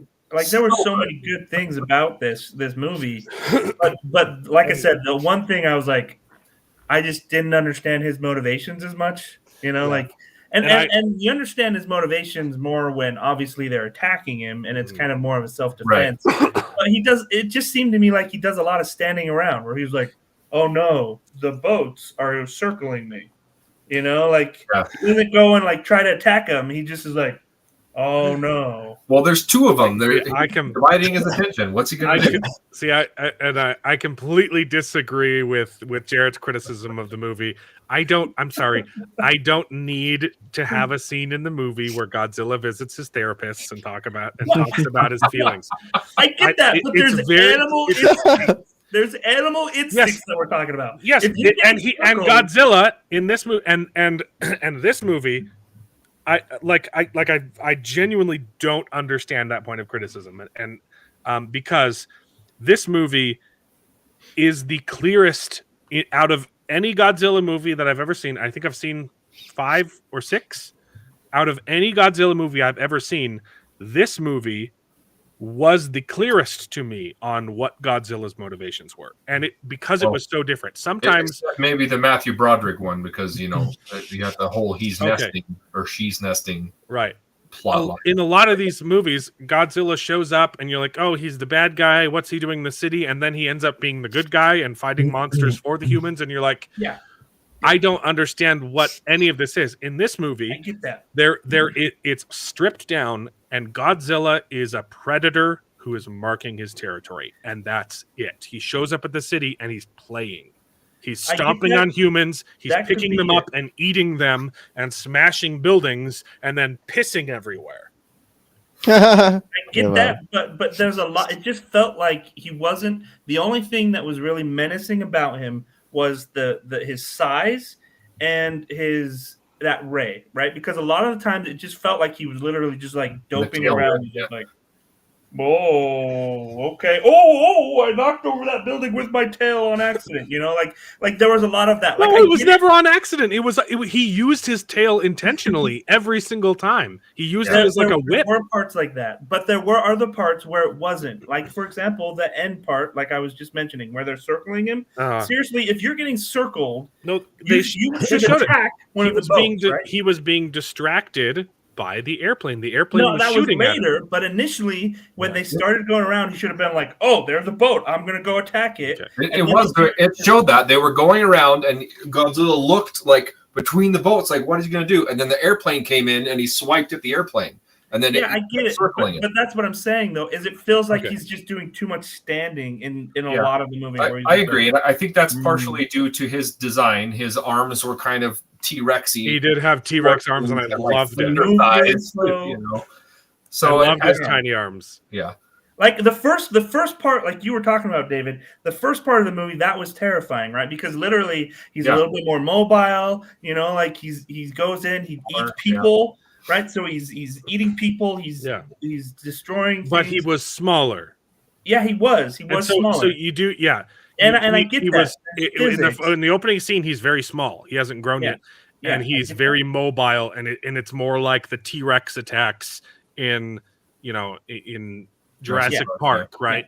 Yeah. And then he gets so gargantuan that he slows down. And in the end of the last half of the movie, he's he's bigger and slower, but much more deadly. So it maybe it looks weird on camera, but like it makes sense intellectually. I know, like and storyboard wise, right? Yeah, and you've mentioned that, and scientifically, physics-wise, yeah. that is what happens when you get big. Yeah, but I just feel like as far as pacing of the movie goes, there's a little bit of this like, okay, like there's this disconnect where he's this big menacing creature, but he's only big and menacing when he's not standing there. It probably could have been. I will give you that point. And in the last scene where he's there, it does look like he's standing still for too long. And that could have been fixed with slightly better editing, just showing the airplane attacking him more, and that's why he's staying in the middle. Maybe I don't. It wasn't like didn't break it for me because it was implied. It did. We did know that the airplane was distracting him. They maybe could have just shown a couple more shots, and that's why he hadn't moved for so long. So it didn't bother me because it was explained, but it could have been visually handled better. And I agree with you. But here's the other thing too. Just with this plane that's distracting him, but for example, that didn't make a lot of sense. If I'm completely honest, that didn't make any sense at all because literally he's in the middle of going through this town, marking his territory, right? Yeah. And so he's like marching around, he's destroying stuff, and then this little tiny plane, like a fly, starts buzzing around, and he's like, I'm going to walk miles across the sea just to get this big airplane. You are so wrong. You are thinking of this like Godzilla is a human character, okay, who has human motivations, and not thinking about nature. This Godzilla is a predator, and that scene makes 100% sense. If you are a predator marking your territory, and you encounter another predator who is challenging you, you only have one option. That's why it works, Jared. You are so wrong on this point. It's embarrassing. Think about dogs or cats. Nuisance. No. Think about dogs or cats. Whatever. Don't you feel or a bird or something? It's about asserting dominance. Yeah. Like there is no like that's what animals do. Yep. Exactly. I don't know. It just felt weird to me because I was literally like, you're letting one because it's because it's not a logical choice, but that is what animals do in nature. Right. That is how predators function. Dogs could be doing something else. They could be digging a bone, playing in the yard, whatever. They see a squirrel, they're off chasing that squirrel. Same thing with cats. Cats are predatory. But that's not even a good example, though. There's a bird. It's the bird isn't it's not a squirrel. It's not prey. He's being confronted. Exactly. He's being challenged. So not only he's morally obligated to meet the challenge. Yeah, that's what even better example. Moral is the wrong word, right? So but I was going to say, better example would be a cat, right? A cat that's going minding his business, doing hunting, whatever, and then a bird or a falcon like swaps down and just like taking pot shots and clawing at the cat. Cat's going to fight back, right? Yeah, until the bird's gone. Then what's he going to do? He's going to go back. That's why he stayed close. That's why he almost he kept coming back. He didn't shoot Godzilla once and then fly off. He kept coming back, and he almost got hit by the tail like 6 times. But get it Godzilla's just attention. felt like it was a little too far distant because he'd fly like he'd be. I mean, first off, it's one of the quickest airplanes, right? So he's taken off. But he's doing circles, like he's I know, like I saw it do that a little bit, but again, maybe this is just like the pacing of the movie. But I think it was a little weird. It might be an editing problem that you're complaining about. They maybe could have the film needed to hold Jared's hand a little bit to explain complicated concepts. I love that thing. And by the way, while we're talking about that, they come up with a plan to defeat Godzilla, right? Which we can go back to. No, hold on. That's not. I don't want to talk about the plan. Gosh. I don't want to talk about the plan yet. I want to talk about the plan. But don't spoil it. I can leave the stream for a while if you want. Yeah. Okay. But David has something else to say. But yeah, I will make you leave. There are parts of this movie I was not expecting plot twists Yeah. in a Godzilla movie. There are parts of this plot I do not want to spoil for anyone if you have not seen this movie yet. Okay, well, maybe I shouldn't say it then. Because it is so good. Like, Yeah. I will make you leave. So what did you want to say? I don't know if I should say it yet. Okay, I will leave and I Okay. will come back in like how much? Like 20 minutes? You could just sit in. I could bring you back. I could just hide you like this. I can Okay. listen still to Yeah. the stream. No, you Because don't want to listen. Yeah, Yeah. come back in like 30 minutes and see. Yeah. Okay. Okay, David. So they come out with this plan. Spoilers. So we are going to talk about spoilers then? Yeah. Okay. So what do you there's a want to say? plan, and we can talk about the specifics of the plan later, which I think is brilliant, and I was not expecting, like you said, in this big smash 'em up action film. But their plan was thwarted because they needed Godzilla to be in a specific spot at a certain time, and he's already there, and their plan isn't in motion. Uh-huh. And I love that part. They're like, "What are we gonna do? We're too late." And then the scene comes with the plane to distract him and get him back Right. where he needs to be. Yeah. I thought that was brilliant because they come out with this huge thing. They're like, "Okay, we're gonna head off Godzilla. We're gonna trap him before he gets here." And they're like, "Oh crap, he's already here." Thanks for tuning in, Jacob. But yeah, peace. I don't want to ruin this movie for you. Okay. Sounds good, Jacob. It's been fun. Yeah, so do you want to talk about the plan? Oh my gosh.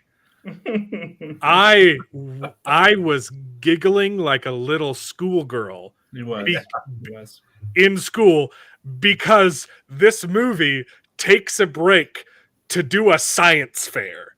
Yeah. They literally hold up a poster board, the threefold poster board, and the little Japanese boy gets up and he says, "Okay, here's my hypothesis. Godzilla is a mean nasty, and we need to kill it. Here is my science experiment.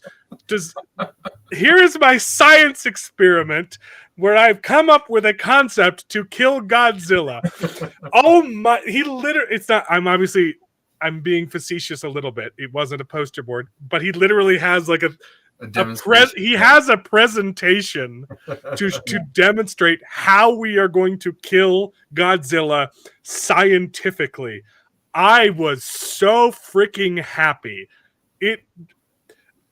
What's the plan to kill Godzilla, David? Give Godzilla the bends. Yep. Holy crap! That is the coolest thing I have ever seen in any movie ever. It is such a radical, insane idea while simultaneously being incredibly practical and realistic. Yeah. And genius. Obviously they probably wouldn't have been able to get the mechanisms working in time. Who cares? It's a fantasy movie, right? If you want to get into specifics of how they got it to work and how they got it to ride. But the genius of that idea, let's take this beast that has regenerative healing, right? And nothing we can seem to do can kill it. The only success we've ever had is by hitting it from the inside, right? We blew up part of its mouth from the inside, but it quickly healed. How do we deal with this thing that cannot be killed by conventional methods? Let's crush it to death with the ocean. This movie is so smart. It's so nerdy and just wonderful. And then they have backup plans on top of backup plans. Oh, and he even mentions the pressure might not be enough to kill this, but it's the pressure differential that will hurt it. Okay. Yeah. And then if we drag it down to the bottom of the ocean with Freon gas, It won't be able to swim. They literally pull out a science experiment and have a wood block Godzilla draw. It's so good. This movie is so good. It was pretty impressive. Yeah. So yeah, the plan: drop him down to the bottom of the ocean, hopefully crush him to death. If that doesn't work, we will have airbags deployed to rapidly pull him to the surface and kill him with the bends. It was so good. Yep. Oh my gosh. Yeah, it definitely didn't have you questioning, because that's the thing. Like a lot of movies, after they do the plan, you're always like, "Wait, what? Is that really what you're expecting to do?" But this one, you're like, "Okay, like that actually, could work scientifically, like that." Yes.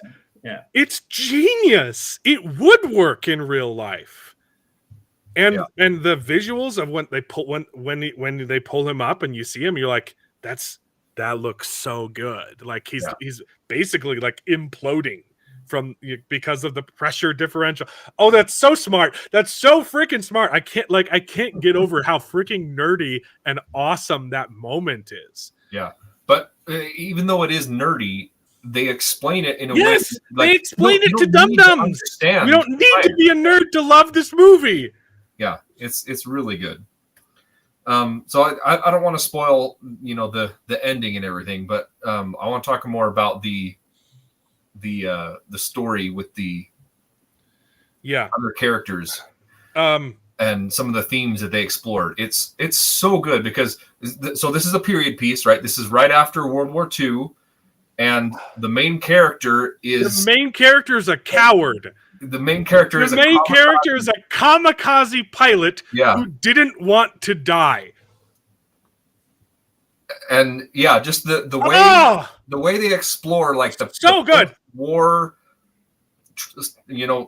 post-traumatic stress, the PTSD mixed with the guilt of having let his country down and being responsible for the death of his crew, but also knowing that his parents told him to come back alive, right? As a kamikaze pilot, like the guilt and like everything worked so well.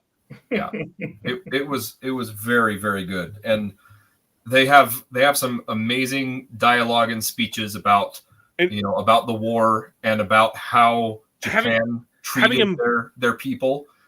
Having him come back home and having his neighbors say, you killed my children. Yeah. My children are dead because you wouldn't kill yourself in game, right? Wow. Just the psyche that And you mentioned mentioned that they talk about human life, right? And that was by far my favorite part of the entire movie. Was absolutely hands down the line from the scientist character where he says, where he literally, it's a movie made by Japan calling themselves out for what they did in World War II. The guy straight up says, we didn't do great. We didn't value. We did not value human life when we sent kamikaze pilots into war. When we didn't armor our tanks because we knew we had such a high population, we could literally just throw people at the enemy wall. And his speech where he says, we are not doing that anymore. Yeah. Like, we are going to kill Godzilla without sacrificing lives. This movie has so much charm. It's like,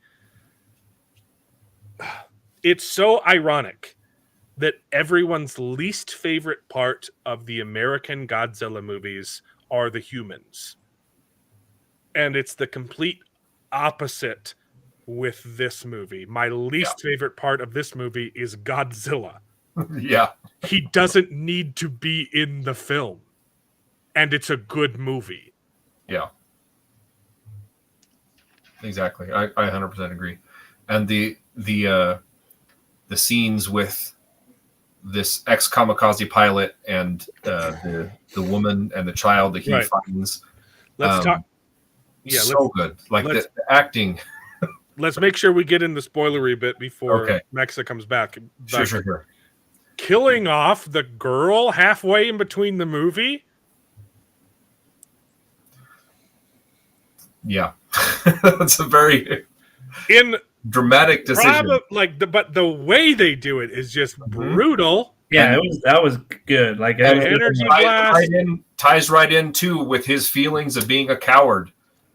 You know, she sacrifices her life to save him, and now he feels even more guilt upon. You know, it's just it's really, really well done. And I said this I was fine either way, right? Like if they're gonna do it, he was really dead, or and then he uses that moment to like, okay, now I'm gonna do the kamikaze, right? And then if she survives and they both survive and have a happy ending, that's fine too. But if they didn't do that way and they wanted to do the drama ending, either one would have worked perfectly. Yeah, I agree. But the second that and I knew which one they were going when they give the speech, when they're like, no, we're doing this without, it's literally the speech from from Avengers Infinity War, right? We don't sacrifice lives, right? We don't play with lives like Thanos does. Yeah. We don't trade lives. Is that it? The vision, when they're talking about vision. Something like that. So good. What a wonderful moment. And that scene, we don't trade lives, Captain. Yeah. This movie absolutely blew me away. Incredible. Yep. That little girl was super cute. And again, talking about how much this movie honors the horrible Godzilla movies, the corny cheese Godzilla movies that I don't like, which I've seen a lot. I've seen the old Japanese ones that are just insane. Okay, the design of it almost feels like a little miniatures, just like walking around in those. It's people, it's guys in suits, right? Yeah. in miniature sets, so they look big. Yeah. The way the design of this Godzilla with the spines that like are retractable that power up his energy blast, it's literally designed like a kid's toy. Yeah. You got the spine go it's like but it doesn't, it's like, okay, that's like if a toy was real, and like the energy blast is so good. Like I loved that moment where I was like, this makes me feel like a kid while still respecting me as an adult. I've never seen a movie balance that so well. Yeah, definitely. Crazy. I loved the choices this film made. Do it like the adopted daughter and wife that you're not marrying yet because of the guilt. That was another thing. It used a super common anime trope, like in rom-com animes, of throwing two people into a domestic situation, right? And it's awkward. That happens all the time in anime, and they did it in real life in this, of like, oh, hey, we're basically mommy and daddy now, but we're not in a real relationship, and we have to take care of this kid. And the kid was good.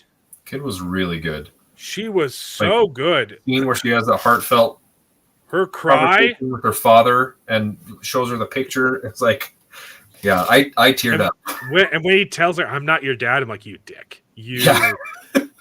I want to punch you so bad. Yeah, I know. She knows you're not her dad. And you don't have to say it. Because the way she does it, she's like, "Daddy?" Like, question mark? There's a question mark. I'm pretty sure there was a question mark in the subtitles. Yeah. Like, that is so brutal.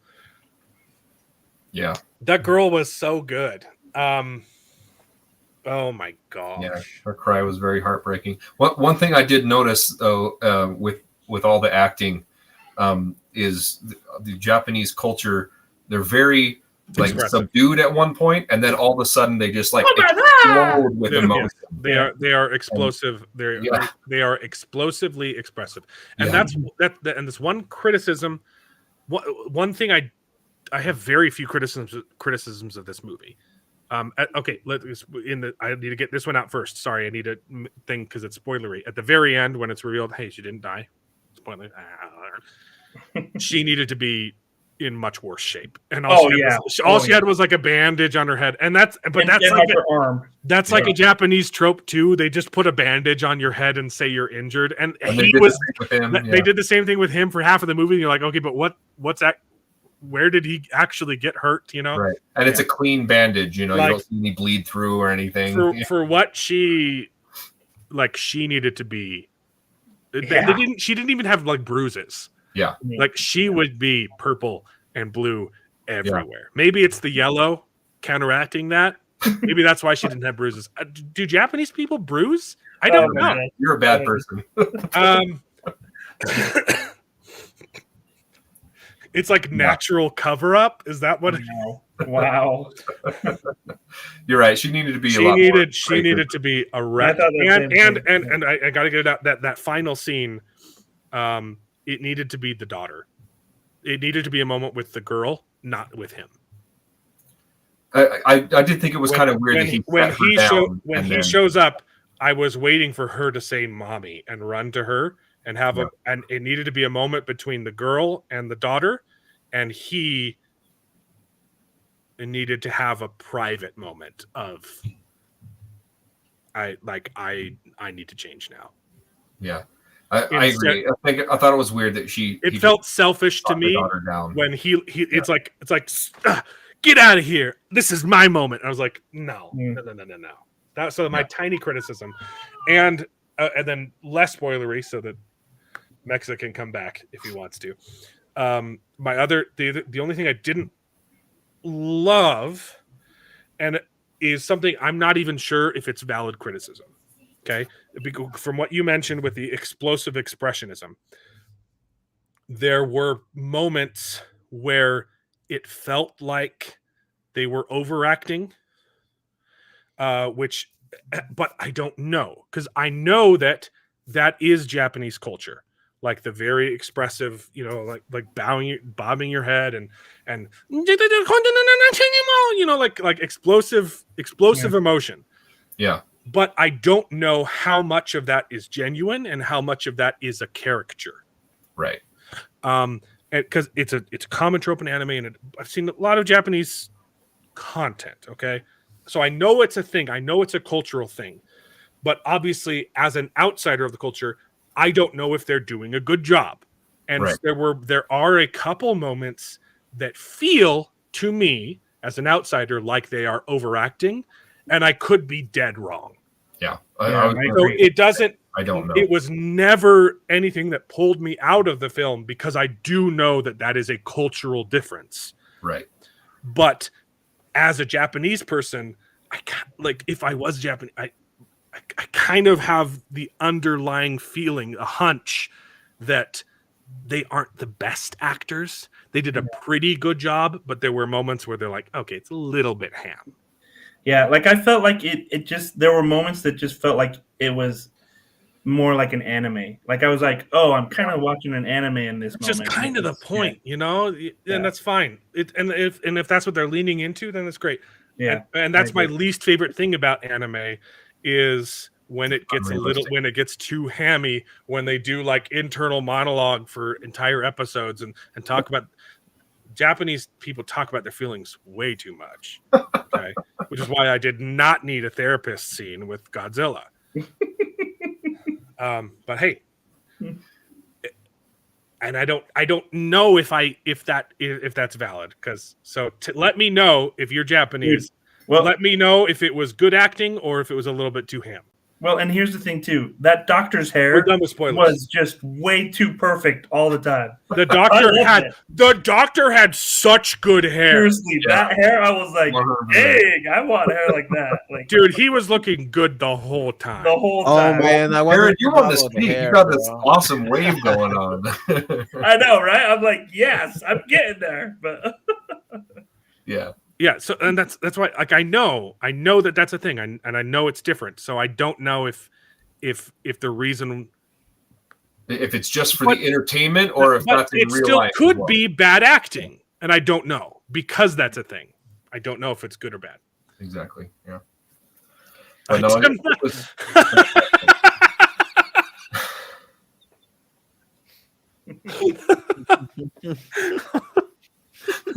Mark, oh man, you fit right in here. Another thing I wanted to say is the sound design and the music. Oh boy, the so good. score, like, So good. don't even talk about the sound design, which was phenomenal. The score was, Yeah. oh, There it were was- several times it was that, like, the bumping. score just picked up and I'm like, yeah. It was And it- really good. And it was never, and like during the emotional beats, it never told you to feel emotion. You were like, Yeah. I cried. I cried during this movie. You guys heard me like, I was sniffling for like half of the film because it's so good. It doesn't treat you like a kid, and the score doesn't tell you to be sad.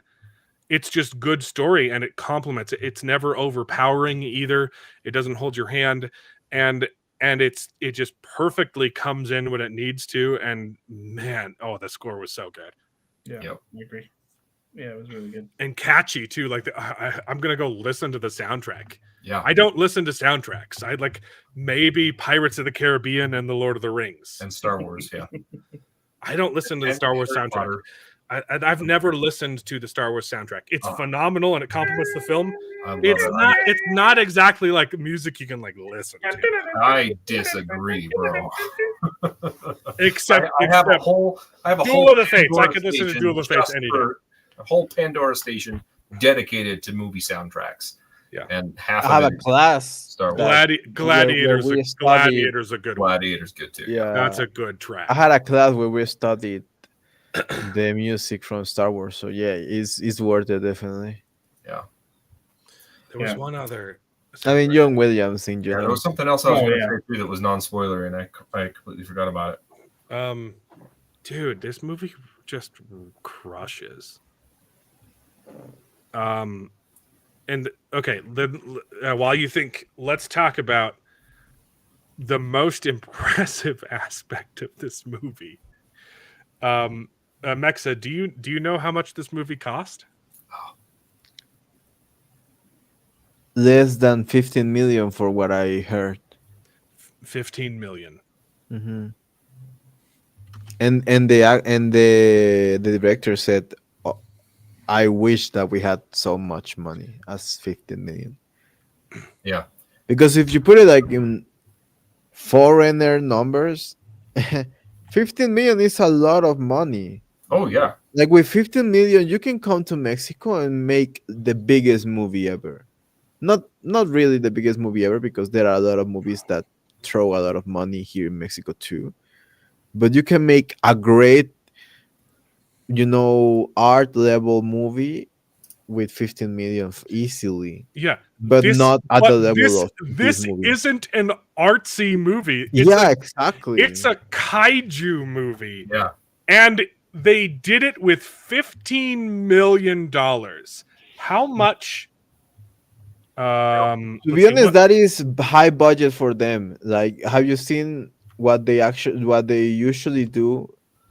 I had a friend that he goes to Japan usually, and he tells me, dude, like movie theaters in Japan, they do have like your American movies, but that's not, they have usually locally produced anime movies. Like you always gonna find a Pokemon movie, always, like How much did Godzilla versus Kong cost to make? like 200. 155 million. Yeah, That is bonkers. Yeah, Godzilla -1 is 1/10 of the budget. and it's like What was the last better. Marvel movie you watched? Did everyone see the Marvels? I did not see them. The last one was Guardians of the Galaxy 3. Okay, that's not a good comparison because Guardians of the Galaxy visually does good. I don't like the movie. I think the story is stupid. I did not enjoy it, but it looked Marvel's good visually. Marvel's is a good comparison. The Marvels cost 200. Well, according to Disney's numbers, which we already know they lied about. It cost over $300 million to make. Did the Marvels look as good as Godzilla -1? Probably not, no. And I do admit there were a couple shots in this film where like you 15%. It was CGI. It wasn't bad, and it didn't take me out of the movie. Yeah. For the most part, the CGI looked phenomenal and flawless. I would say 85. I would say 85% of the visual effects were flawless. Yeah. 15% had a little bit of jank, and it was never like, oh, this is pulling out of the movie because the CGI is so bad. Yeah. But the shots with the Godzilla moving around in the water. Yeah. Phenomenal. And that's hard. That's hard to do. The water physics was astoundingly. The only time it ever got janky for me was when he was walking around on land. And that could have just been due to like the design of the monster. He had thunder thighs. He kind of looked a little goofy in it, but it was fun. Yeah. I think the worst shots were when it would do close-ups of like his feet stomping. Except like in the beginning, like when he would stomp on people, you're like, okay, this is clearly just an element that you're scrolling up and down, right? Yeah. But then they did it when he's in the city, when he attacks the city. Yes, there was that one shot where he steps and you see like the ground moved up. Yeah. Oh my gosh, that was like my favorite shot of the whole movie. Yeah, that was really, really well done. $15 million versus $300 million.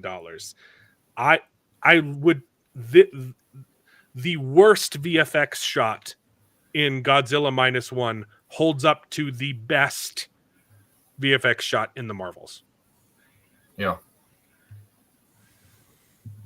It was a fraction of the budget. What are the box office numbers? This is a good point, which I was not bringing up on purpose because I want to talk about just how much they spent on production. But the Marvel spent tons of money on marketing. I haven't seen a single ad for Godzilla -1 ever. Yeah, it's all been word of mouth. It's all been word of mouth. They reached out to Digital Corridor to give them footage, exclusive footage from this movie. Yeah. So that they could review it on their reaction, the VFX artists react. That is genius marketing. Yep. And it's all been word of mouth. About how that's literally the only reason I watched this movie. I don't like Godzilla movies. I wasn't planning on watching this one. Mm-hmm. Same. I only saw it because of the feedback. And our theater was packed. Yeah. The first row that's right in front of the screen was empty. Every other seat was filled. Pretty much, yeah. There were families. There was a 3-year-old girl sitting behind us. She was enjoying it, man. She was laughing. Yeah. And like she was like quipping, like, oh yeah, like the whole time. Like there were families, there were kids, there were adults. I saw like a geriatric couple. This movie works. It's not making a ton of money just because it's been a slow release, but every week they're adding more theaters. It had a 20 to 15% drop week 2. Like it almost did as good as. Well, that's better than the 70% drop that a lot of these Disney shows and Marvel shows are doing. Yeah. -1. Hold on, let me pull it up. Yeah, bring up the box numbers. Well, it's already made back its budget because the budget is so small. Right. But I want to see the projections and everything. It's doing better than its projections. That is for sure. Mark Clark. What did he do this time? Thanks. I appreciate that.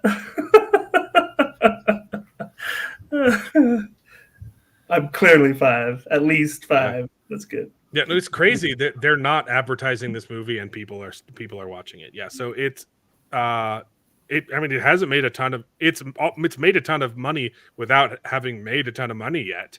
Yeah. But yeah, this is the second week. It's been out for 2 weeks. Like, they've got to be pleased with this. It's made more domestically than it did in Japan, internationally. But yeah, if you haven't opened in Japan though, because normally look at that. It doesn't. Yeah, it's better. It's a Japanese film. Of course, it opened in Japan. I know, but normally they don't open in Japan for another 3 weeks after. Just like in Mexico. Mexico said you can't watch it yet. Look at that. But yeah, it's broken. It's above its out of the bounds of the projection. Yeah, it's above its projections, and every week they're adding more theaters. Yeah, wow. So it's not going to make. It might make 100 million. It could easily make 100 million. Maybe, yeah, it depends. See, but yeah, you look at that first weekend, that's a standard curve. Yeah, and then all of a sudden, word of mouth comes in the second week after the weekend, and it's just going up. But look, that's what's impressive to me. You don't get theaters added. Yeah. This is a success. Sorry, guys, my food arrived, so I'm eating. Sound of freedom. But I saw that they added more theaters this week. This next week that is coming, they are keeping the movie. Yeah, they were just gonna keep it for 1 week or 2 weeks tops. Now they're keeping the movie for more time, which allows more people to watch it and to make more of the money. Yeah, definitely is going to make at least the money that they invested to put it back out there in the theaters. What was the name of the other Godzilla? The one that I was talking about? The older one? Godzilla and then Godzilla King of Monsters. No, King of Monsters was the second Godzilla. Okay. I'm trying to find, because there's a couple Godzilla movies called Godzilla, so I was trying to bring up the first one. So the first one, the one that I hated, the one with Bryan Cranston, $160 million. What a waste of money. I mean, it made money. It made $500,000 worldwide, but man, that movie sucked. Yeah, it looked good. It was fun to watch, but there was no plot. Just Godzilla smashing up buildings and then a whole bunch of fight each other for some reason. A whole bunch of just weird military people. There were so many military characters. I couldn't tell them apart. I didn't know who was who. Yeah. Although there was a moment where I did a racism in this one, in -1, because you got to be sympathetic. It is hard for us to tell Asians apart. Yeah. I was kind of glad when he got a bandana. There's the main character. The problem was the second scene with the main character. He has facial hair. He has a mustache. Yeah. I thought it was a different guy. Yeah. I didn't know it was the same character, man. I'm sorry. I did a racism. My bad. That's on me. Yep. That's the scene. He's in the carrier or whatever going with the troops, and the other guy comes up. Yeah. I did the same thing too. I'm like, is that the same guy? Oh yeah, that's the same guy. And then he comes over and gives him the pictures in it. Yeah. Kong Skull Island did better than any of the Godzilla movies. Good. It was better than all of them. That one had more plot to it. I actually like that movie. I like Skull Island. Yeah. Again, And the ride in Disneyland, oh, that's such a great ride. Seriously. Despite Brie Larson's involvement in that movie, I like So it. good. I didn't even know that she wasn't. Like, I didn't even notice her in that. Right? Yeah, she doesn't have a lot of lines, so it's nice. Yeah, but the movie is good because they did what they do good in the first King Kong reboot on the 2005. I But- think I don't remember. Can Yeah, you with Jack Black. how embarrassed must these? I mean, they okay, that's a silly thing. They probably aren't embarrassed because they feel no shame because they're hags, but they should be embarrassed. Marvel and Disney should be quaking in its boots right now. Yep. That they spend $200 million on Ant-Man and the Wasp, $250 million on Wakanda Forever, $250 million on Thor: Love and Thunder, and their movies look like garbage compared to Godzilla -1. Yep. Just VFX wise, Yeah, but because and not even going into how embarrassing they are story wise. Yep. yeah, like I said, it's amazing because this is one of the biggest budget movies for all of these studios. Like these studios are like, holy moly, we got $15 million. Not even that, because the director said that is even less than that. He said that, whew, I wish that we had 15 million. I wish I had that big amount of money. It's not just me, okay? Look, and it goes the other way around. Like they have a hard time telling us apart. It's fine. It's okay. Yeah, Hey guys, it's okay, guys. the one that I always get when they say, "Oh, all Mexicans look alike," is like, okay, yeah, kinda. I mean, kinda. If all Mexicans you refer to like all brown, like my skin color, but a little bit browner. Yeah, kinda. Honestly, I have that problem with any show that I'm watching, and they're no-name actors and actresses of any race. But it happens more with Asians. I had to be honest. Yeah, I'm watching Korean, any Korean, TV shows that they are amazing. They are way better. Don't even ask me to be able to disambiguate just by looks alone between like Chinese and Japanese and Korean. Oh man, yeah, I would lose that. I would lose that game. It's impossible. Yeah, Depends on where in Mexico. Yeah, you will have to know. Yeah, I think the better comparison would be: can you tell the difference between a Colombian and a Peruvian and a Mexican without like? See, I can do it because I can as well. I can do it just by their accents alone. I can tell you where those Hispanics are from. Yeah, you can kind of get confused with the Mexicans, like maybe not specifically with their face, but the way they speak and the mannerisms and things like that, they are really similar. Mm-hmm. Yeah. nice. No, I loved this movie. Is there anything else to say about it? It was such a good time. I'm gonna watch it again. And that's the thing. This movie was nerdy as all get out. I don't even like Godzilla movies, and I liked it. I know without a shadow of a doubt my wife will love this movie. Oh yeah, 100%. And she's not nerdy. Okay. She's kind of a closet nerd. She's being married to me. She's slowly become more and more nerdy. I can't get her into video games or like Marvel or stuff. But that's hard. Like that. Mm-hmm. But she's gotten into fantasy. She's started reading, Brandon Sanderson. Nice. She's addicted to Sanderson now. It's harder to get her to branch out to other fantasy series, but so she's not a nerd. She'd love this movie. Yep. This is a movie for everyone. Yeah, Because of the human connections in there, they just did it so well. Next, Mark Clark says you went from a Blizzard prepper to the Unabomber. with your look. Man, I loved it. Yeah, Mark Clark wants to know if anyone has been watching Reacher. I have not watched season 2. I have not watched season 2 yet. Yeah, I watched it. It was good. Did they drop the whole thing? Or No, no, it's they only dropped like 3 3 episodes. Yeah. We should probably. Did you guys watch season 1? Yeah. I get confused on. I don't think I did. I get confused between Jack Reacher and Jack Ryan and then there's so many different iterations. I don't think I've watched Reacher. That's on Amazon too, right? Yeah. And then the Jack Ryan, the latest Jack Ryan with John Krasinski is also on Amazon.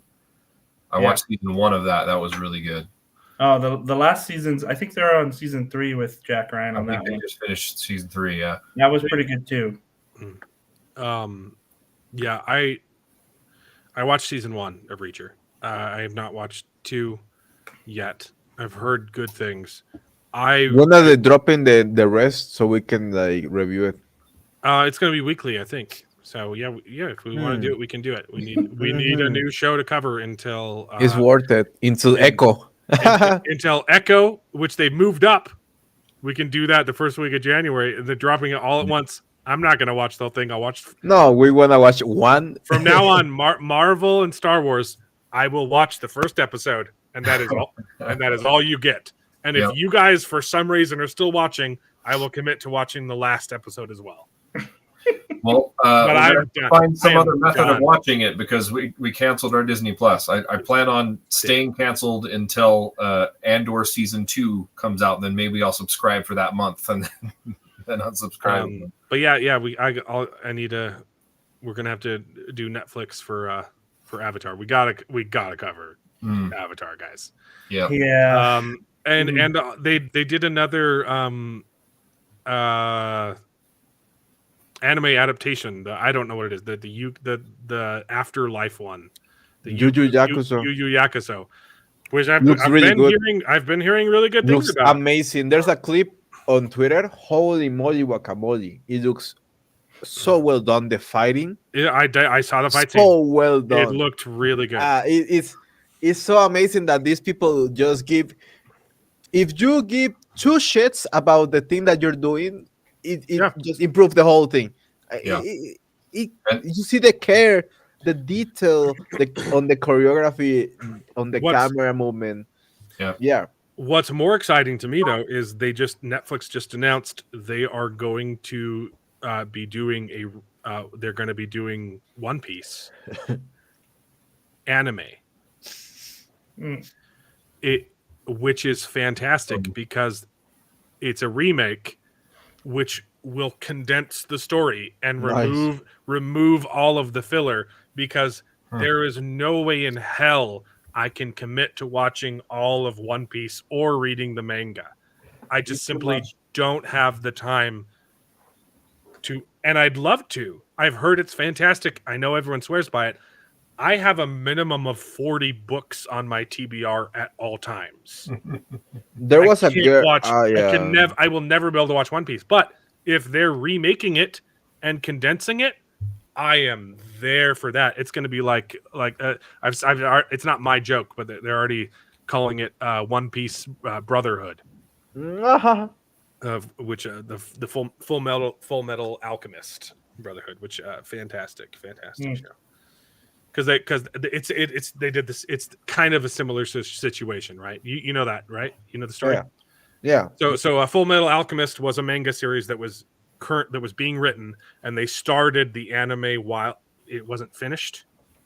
So there was a show. They did an anime Full Metal Alchemist, and they caught up to the books and had to do a Game of Thrones and invent their own ending. And they went on for like 4 seasons with no source material, and it gets wacko and crazy. And people liked it, but it obviously wasn't the true ending. And then manga finished, and they redid the series, Full Metal Alchemist Brotherhood.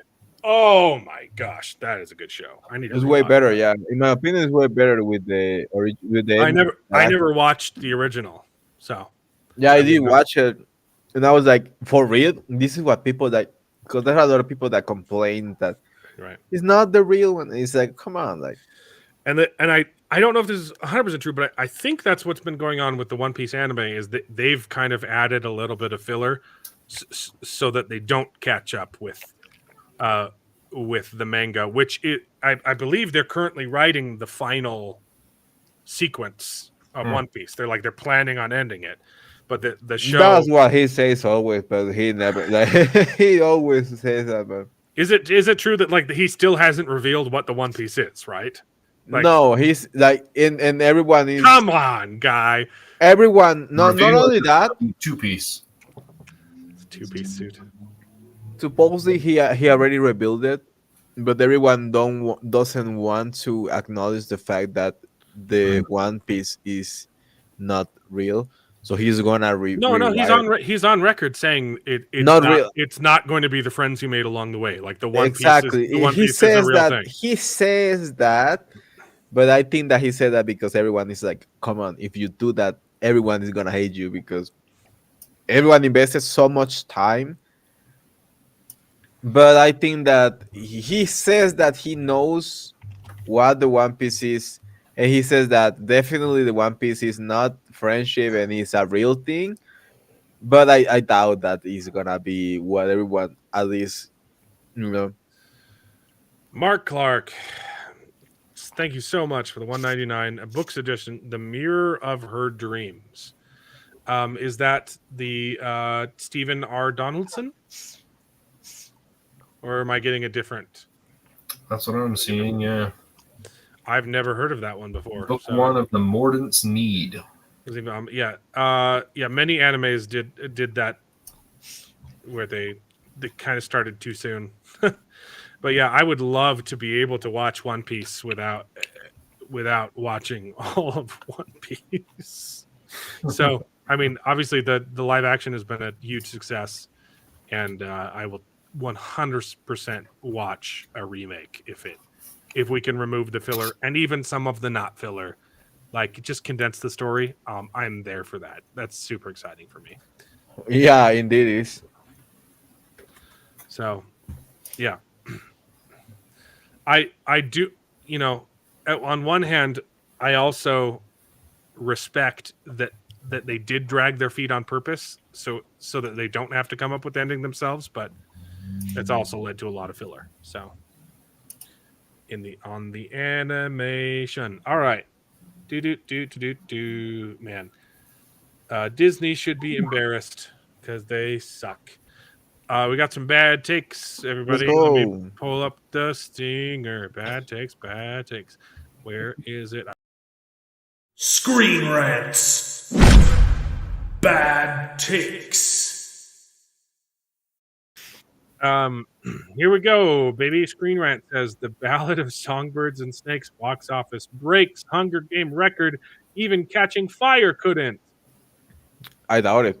Again, what record is that? Well, it's the second time they've written this article because it broke another record of, even though it's the lowest grossing movie of the franchise, it accomplished a box office first. It's so specific. It's the only reason it's a record is because it's very specific. It has the most weeks of staying in the top 2. Who cares? Okay. Mark Clark says yes. That is the right book.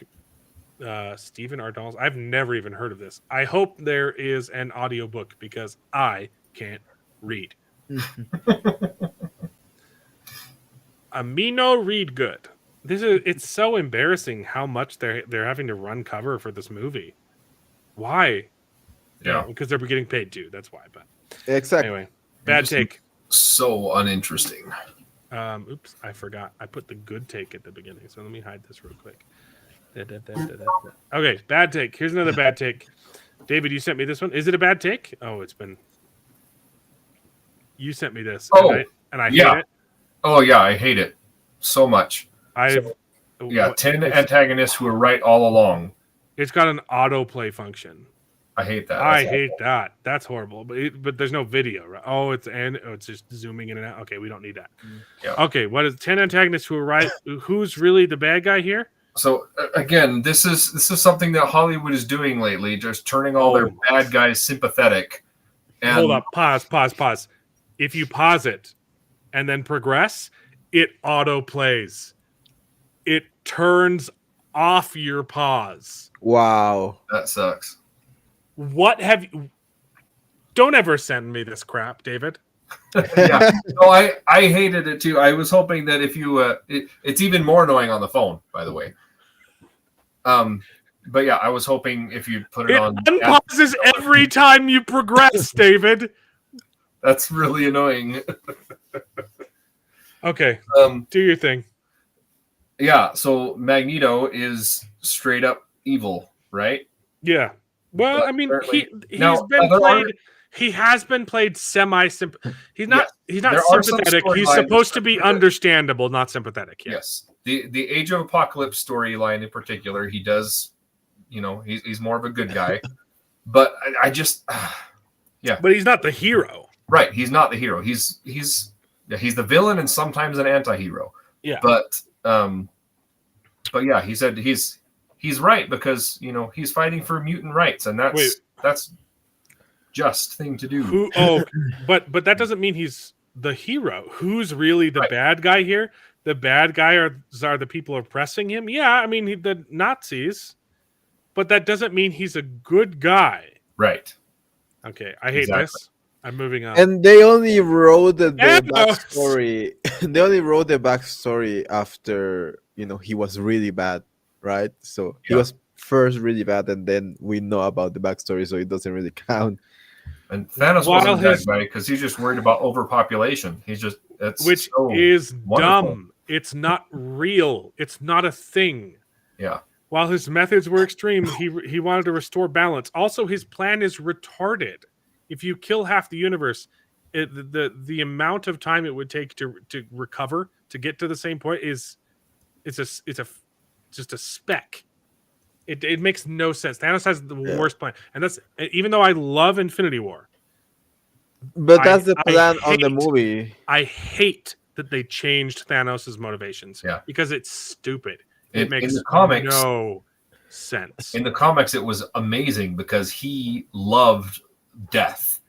Yes. There's a character in comics called Death, and Thanos was in love with her. That's why he killed so many people so that he can see her. Killing spree because he wanted to see Lady Death. I think that's way cooler than the stupid. I have overpopulation because the solution doesn't make sense. It doesn't work. Yep. And it's only a temporary fix. It is stupid. Right. Stupid. Oh, I got to pause. So this is I think it's the only one that is. So you read the books? Yeah, exactly. Shut. This isn't a review. This article is supposed to be making arguments as to like, hey, this was a bad guy who, if you actually understand the theology behind it, turns out his motivations were actually pure. This is just canon. Yeah, he was never a bad guy. The twist is that he is never a bad guy. Everything that he does is good. This is canon, though. What is this art? Yeah. Exactly. Okay. And Walter White, absolutely not. Walter White is a despicable human being, and that's what makes the story so compelling, is because he's had so many chances to make the right decision, and he keeps presenting into madness and evil and chaos. I love Walter White. He's a wrong decision after decision. This is the kind of guy. This is like watching American Psycho unironically. Yeah. This is insane. Yeah. This is what the young people think, bro. Young people watch American Psycho unironically. Young people will believe that Walter White is the hero of the story. Holy hell. Not Jesse Pinkman. Or Hank. This is so wrong. Yeah. American Psycho is a satire. Watch it accordingly. Yep. Yeah, this one. The Joker. What? The scene in the movie where some people just want to watch the world burn. Hey, what's Joker's motivation? He's pure evil is the answer to that question? Yeah. Chaos personified. The Joker challenged society's conformity and exposed its vulnerability, a mirror to the darkness that exists within all of us. So mirrors are morally correct. Again, this is just young people that watch the movies and they took them seriously. Because again, the Joker in my at least my generation, the Joker is like this symbol of this guy was not that bad. These are the people that unironically wear Che Guevara t-shirts. Yeah. Yeah, Yeah, exactly. yeah. You know, do you know that Che Guevara had builders knock out the permanent wall in his office so that he could get a better view of the executions of all of the homosexuals that he murdered? And you're wearing his face on a t-shirt because fight the power, I guess. I gotta be like fair to these people. My generation was completely sickening, brainwashed to thinking Che Guevara was a good guy. So was mine. Yep. Yeah. Our generation, yeah, it was brainwashed in Mexico specifically. In Mexico, he went to die in Mexico. He dude, went to hide in Mexico, and everyone reads the motorcycle diaries and the CIA went to find which, him in Mexico. that conveniently ends the story before it gets bad. Yeah.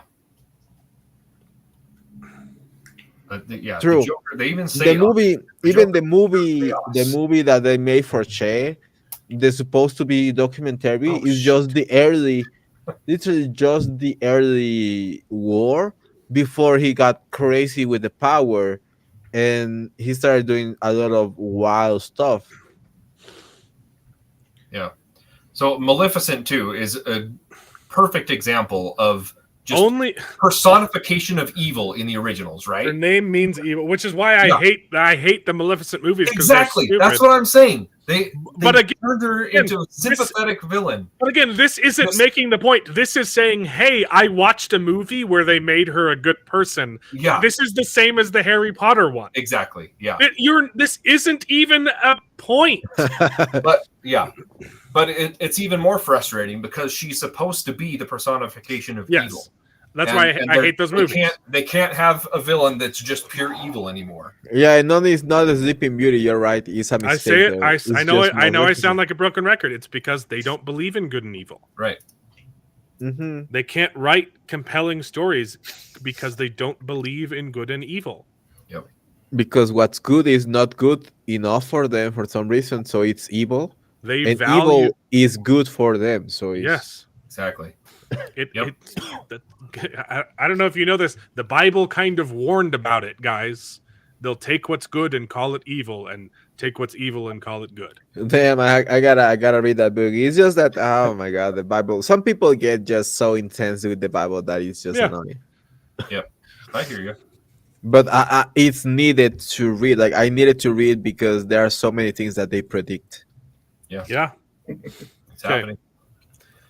Eric Kilm, the guy who wanted to start a race war. Yep. Because he was oppressed. He didn't get what was rightfully his. He was oppressed growing up in Wakanda. No, he was kept. Oh no, he didn't. He was he went in Chicago, okay. right? right. Because Wakanda is an apartheid state, right? Yeah. This is the only one that I would say, yeah. I mean, apartheid state, Wakanda kind of deserved what he did. He's taking it out on the wrong people, though. Yeah. True. He only wanted to rule and destroy the world. Hey guys, we watched the movie. Yeah. This is so embarrassing.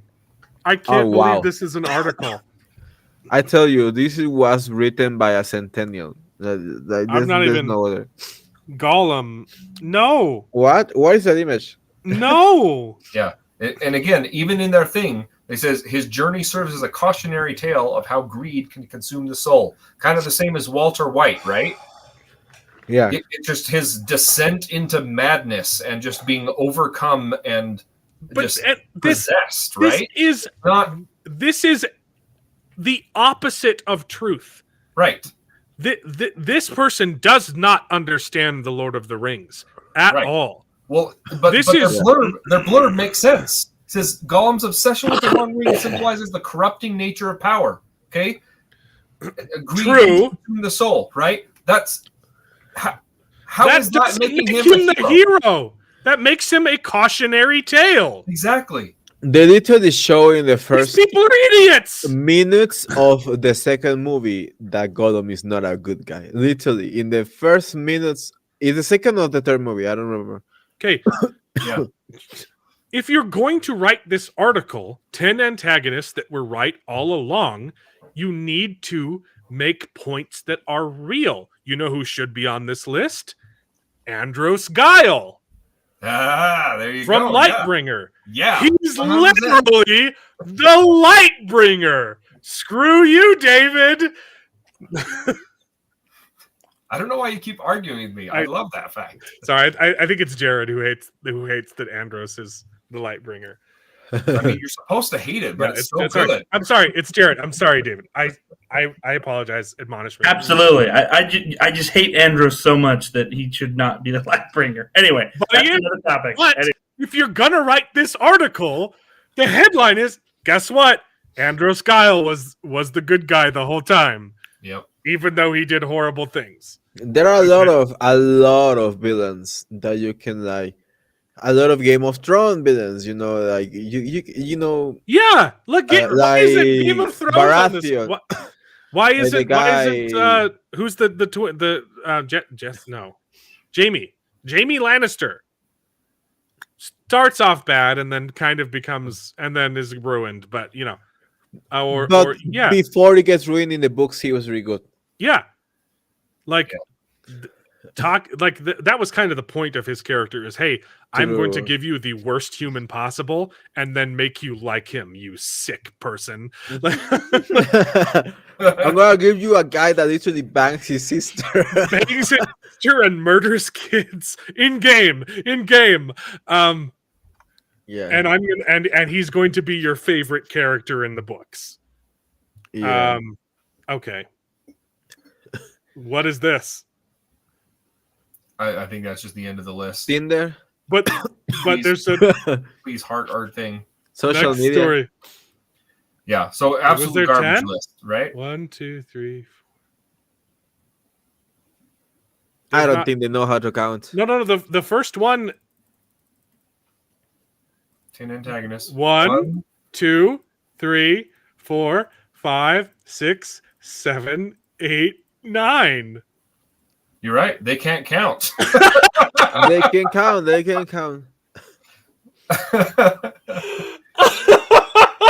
Yeah. Oh, salty traveling sea. It's good to see you in the chat, man. Yeah, I know. I'm there. That's why. That's what this segment is, man. Another bad take. Obviously, it's not bounding into comments that has the bad take, but they're calling out a bad take. Okay, because they're great. Marvel Comics executive Tom Brevoort denies the industry is dying. Instead, he argues, what's likely happening is that the market is changing. Oh, that's a convenient excuse. Yeah. By dying. The market is changing in that people don't want to buy our comics anymore. The market seems to be changing in that it's on life support because it's dying. Yep. Yeah, what a change, right? Holy moly. Oh my gosh. But these are the people that killed the industry because they deny the issues. The Wheel of Time's biggest changes from the book. Didn't we already do this? I don't know. I didn't send this to you. Oh, but the two stories look very different. Guess what? There's big changes from the book, other than the entirety of the Wheel of Time series. Do you want to know what the biggest changes from the books are, guys? The Wheel of Time completely changes Rand's story. The main character of the Completely changes Matt's story. Completely changes the structure of the story. Oh my gosh. Completely changes Moraine's story. Completely changes Leandrin's story. Oh my gosh. Completely changes Ishamael's story. Wow, what a Like, garbage article. I like it, honestly. I agree. Honestly, like, this is a good article.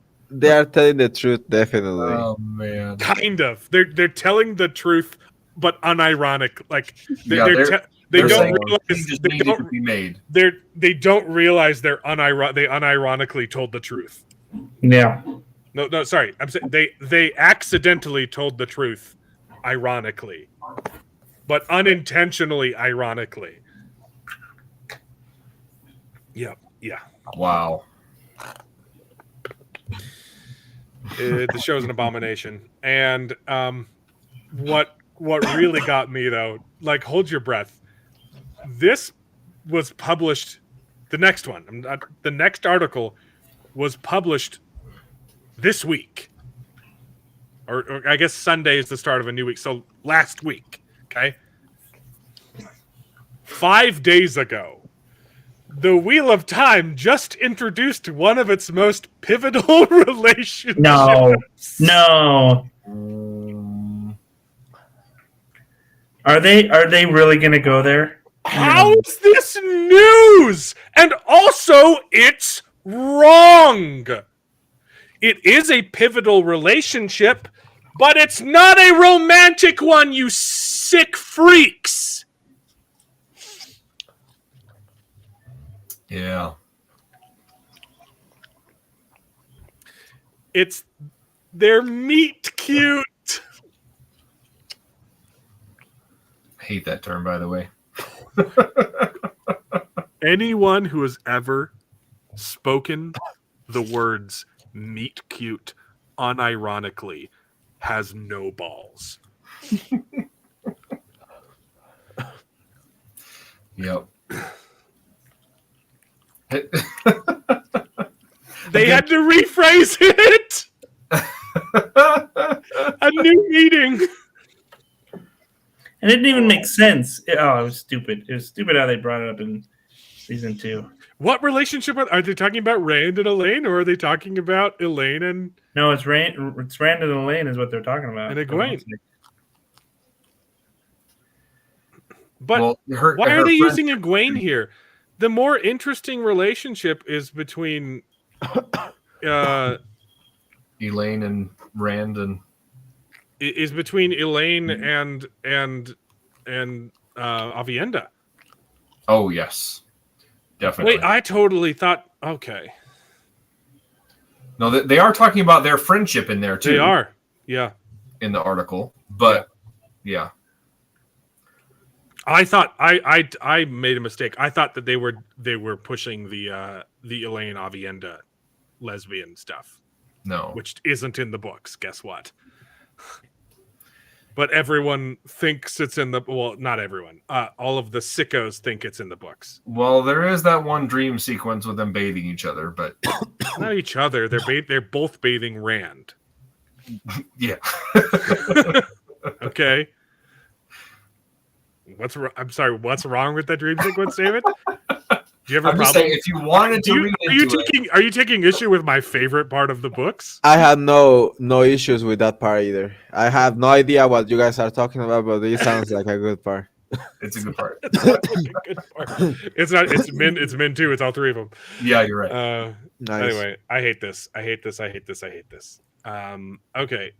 Star Wars is now officially Disney Plus's biggest hit, but can it maintain its momentum? It already hasn't. It already died, right? Yeah. What is this? Sounds like I need to do a lot of research. No, the Wheel of Time is very tame. It's fade to black sex stuff. Yep. which is why the show is so perverted and gross, because Robert Jordan is on record saying, don't write fanfiction erotica of my books. If you do it, I'll hunt you down and kill you. Again. He says, I'll come down on you with the hammer of God if you write erotica with my characters, which is exactly what the show's done. So the I guess the news is Star Wars is now the biggest show on Disney Plus because Marvel isn't Drop the anymore. ball, yeah. Like, this isn't a win. They're saying the article is talking about the statistics, and Star Wars has now become the biggest stream series because no one is watching Marvel anymore. Yeah. Even Bob Iger has said publicly, but also no one is right. watching Star Wars anymore. And they're completely forgetting that Bluey is on their platform, so this isn't even true. That's true. Well, yeah, if you count all of Star Wars as a whole, though, it probably has more views than Bluey. But yeah, I doubt it. I doubt that, dude. Bluey is so freaking big. Bluey is freaking huge. Yeah, I doubt it. Bluey is like the mother, though. I think they're strategically leaving it out because it's not a Disney property. Correct. Yes. So officially, Star Wars is their biggest hit. Yeah, but I love the way they phrase that, though, because Star Wars is the biggest hit, but can it maintain its momentum? What momentum? It's already lost its momentum. Yeah. Mandalorian seasons 1 and 2 were fantastic. Then they crapped the bed with Boba Fett and Kenobi, and then Andor was good, but everybody had already lost faith in it and nobody watched it. And then they came out with Mandalorian season 3, which was awful, Ahsoka, which was meh, all their animated shows, which were meh to not very good at all. It's already lost that momentum. It's not. There's no momentum. They've had to how many Star Wars movies have they canceled now? Oh yeah, movies are like 3. Yeah, all of them. The Ryan Johnson one. We were supposed to be getting. The original plan was to have 2 Star Wars releases, 2 Star Wars movies released every year. Well, they backtracked that pretty quickly, and then it was 1 a year, and then it was a Star Wars, and then an Avatar. It was quickly backtracked to 1 a year. When did Rise of Skywalker come out? 5 years ago? 3. Yeah. Well, almost 5, yeah. Almost 5. It just, Disney sucks, and I'm happy about it. Anyway, we got to end it. End it with a good take, baby, because this is a good take. The Verge, bringing it full circle. The Verge talks about the Doctor Who, the new Doctor Who debut. The new Doctor Who debut felt like a timey-wimey slap to the face. That's a good headline. Oh, baby, Russell T Davies' hearts are in the right place. No, it's not. But the introduction of Ncuti Gatwa's new Doctor Who was marked by a number of questionable decisions and racist tropes because Russell T Davies' heart was not in the right place. He's a scumbag. Screw him. Oh, man. It makes me so sad to see Star Wars and Doctor Who. Yeah, Mexa, you should check out Doctor Who. I think you'd like it. It's fun. If you will. I definitely will. We'll start with the one that you recommended first. Christopher Star Wars. Just 2005. But you could easily start with the older stuff with Tom Baker too, if you like. That's more Star Trek because it's less. Oh yeah, and if it's free for you on Tubi, is what they said? Yeah, if you can get that for free the rest of them are all on HBO. So yeah, just keep in mind the older stuff. The special effects were kind of janky. So it's Star Trek. Yeah. There's a lot of missing episodes too. Yeah, well, that's mostly with the first and second Doctor. I think everything. But if it's episodic, it's like no big deal, right? Yeah, you don't have to see every episode if you don't want. I mean, some of the older ones they carry over. They have Basically, the gist is the main character is an immortal alien. He is an immortal alien who travels through time and space, fixing people's problems. Like That's it. Yep. And at any time and they wrote it into the story so that the show could continue indefinitely. Because Very at any smart. time he dies, he reincarnates into a new actor. Smart. Yeah, it was very smart.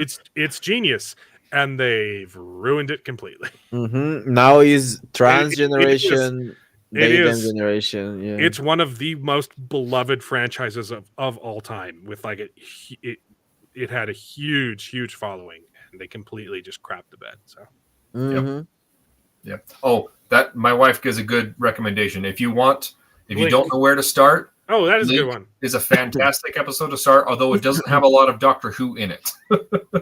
He's a side character in this short, but it's a brilliant one-off episode. It's fantastic. Blink. That's alright. where I started too. So Yeah. I think that's a lot of people's first episode because it's so highly recommended. It's I Alright. started with the girl in the fireplace. that's another good one. It's a nice girl and a nice fireplace. That's all I'll say about that. Or wait, no, it might have been the two-parter episode. No. It was That is the two-parter episode. It's the girl in the fireplace, and I think the doctor dances. I always forget the name of the second one. No, the doctor dances is a different one. Yeah, you're wrong. Oh, I wanted to ask you guys before I forget. I want to ask you guys: is there a movie for Lord of the Rings coming out next year? Rings of Power. Rings of Power. Yeah, the Rings of Power show. Oh, the animated one, the Ride of the Rohirrim is supposed to come out next year. Oh, it's animated. Oh, okay. Yeah, Uh, but it's not being made by Amazon. It's being made by Warner Brothers. So that's actually what I wanted to know. If it was Warner Brothers or if it was Amazon. the rumor is we are supposed to get a Rings of Power trailer within the next few weeks. Oof, We'll see. spicy. So can't wait for that. Yeah. Oh, and by the way, Primos got completely pushed over into June, probably because they're gonna do Reshoot everything? a reshoot. Yeah, reshoot everything. Dude, What? the new Marvel rumor is they've completely scrapped Captain America 4. They're reshooting the entire thing. Really? I'm glad because it sounded terrible. It was done. It sounded terrible. The first They completed Mr. principal H- photography and they did several reshoots, and now they're scrapping the whole thing. Yeah, Mr. H reviews said there was like a leak and the story sounded awful, like god awful, and I was like, okay, yeah, I'm glad. But of course, that's sixth-hand information. Mhm. I mean, we have seen. I mean, Daredevil. We know it's confirmed that Daredevil was scrapped. Yeah, I was just excited for Primos next year. It was gonna coming out 19 January, and then they just push it over so YouTube doesn't want me to make money. Dude, But well, June I'm will be ready. the day. June I'm will be ready the for day, Rings of bro. June will be the day. We will become big in June. Prepare for that. We need to get your channel remonetized before that happens. Oh no! Way before that. Yeah, we gotta do it in these weeks before I release Christmas and December 31st video. Yeah, we're gonna talk about it this week. Man. Anyway, I don't know why. Going back to Doctor Who real quick. I don't know why I'm always thinking the girl in the fireplace is a two-parter. yeah, because you're dumb. I'm thinking because he dances with Madame de Pompadour in that one. Yeah, but that's not the Doctor is the dances. second part to the Empty Child. That one's another good one. That one's with Christopher Edgelon. Wait, is the Empty Child the mask one? Yeah. Mhm. Okay. Yeah, that one's Yeah, good. why is the second one called The Doctor Dances? Spoilers. I don't remember. Yeah, it's- oh yeah. Okay. No, so it was. So I'm. The first episode I'm 90% sure the first episode I ever saw was The Girl in the Fireplace. It could have been the two-parter where he meets the in-universe Satan. So I forget what that one was called. That one was creepy, but I'm pretty sure I watched that one. I'm pretty sure that was the next episode I saw. So super good. Yeah, you could watch Blink, or you could start from the beginning, or you could start with Matt Baker. It's all good. Doctor Who, fantastic. My kid loves it. He's 8-year-old. He loves it. So I'm I got my brother into it. Solely responsible for him watching the Doctor Who. It was The Impossible Planet and the Satan's Pit was the follow-up. All of our girls like it too. It's one of those shows. It doesn't matter if you're a guy or a girl. You like the show. All of our sisters. I don't think Tina watched it, but what Doctor Who or Julie was way into it. Yeah, all of our siblings except Tina, I think, got into it. Yeah, I need to go back and watch it again. It's so good. Mm-hmm. It's been really fun rewatching with Elliot. So anyway, that's the show. Go watch Godzilla -1 while it's in theaters. Because unless you live in Mexico and you are not allowed because you get shadow banned. Wait a couple weeks before you can watch Godzilla -1. I loved it. I'm gonna see it again. Yeah, it's the only movie I'm gonna watch on IMAX. That's for sure in this year. Yeah. Oh, and they are actually re-releasing Oppenheimer. 1 week after Godzilla, but I never got to watch Oppenheimer, so I'm gonna watch it on IMAX as well. Okay, it's worth seeing once. I don't know if I'll ever rewatch it. Yeah. I only want to watch Explosion. They say that it's not as hype as they say, but yeah. Merry Christmas, everyone. Oh yeah, hope you have a wonderful Christmas. We won't stream Feliz next Sunday. Navidad. We won't stream next Sunday, but after Christmas and before New Year's, either on Friday or Saturday, we gotta talk about Rebel Moon. I'm excited that it's been eviscerated by the critics, which gets me real excited for it. Yeah, it's got like a 0% on Rotten Tomatoes. I think I'm gonna love this movie, guys. It's always a good sign when all the critics come out hating it. Yeah, gonna be funny. Mm-hmm. Yeah. Good night, everyone. Thank you so much for watching. We love you, and we'll see you in not quite in the new year. I'll say that. Feliz Navidad. Feliz Navidad. I want to wish everyone the most Latin of Xmas's you've ever had. David, try not to be late to Christmas. Good night, everybody. We'll see you guys not next week. Bye. And now it is time to say goodbye. We had a great conversation. It's been fun. But all good things must come to an end, and the goodest ending I can think of is... right now, this moment, this night. So I guess we just say goodbye. So, goodbye. Toodaloo. Au revoir. Auf Wiedersehen. Ciao. Ding dao day. But come back next week for more outrageous bloopers. This is the end. Well, there's only one thing left to do. I'm gonna go home and sleep with my wife.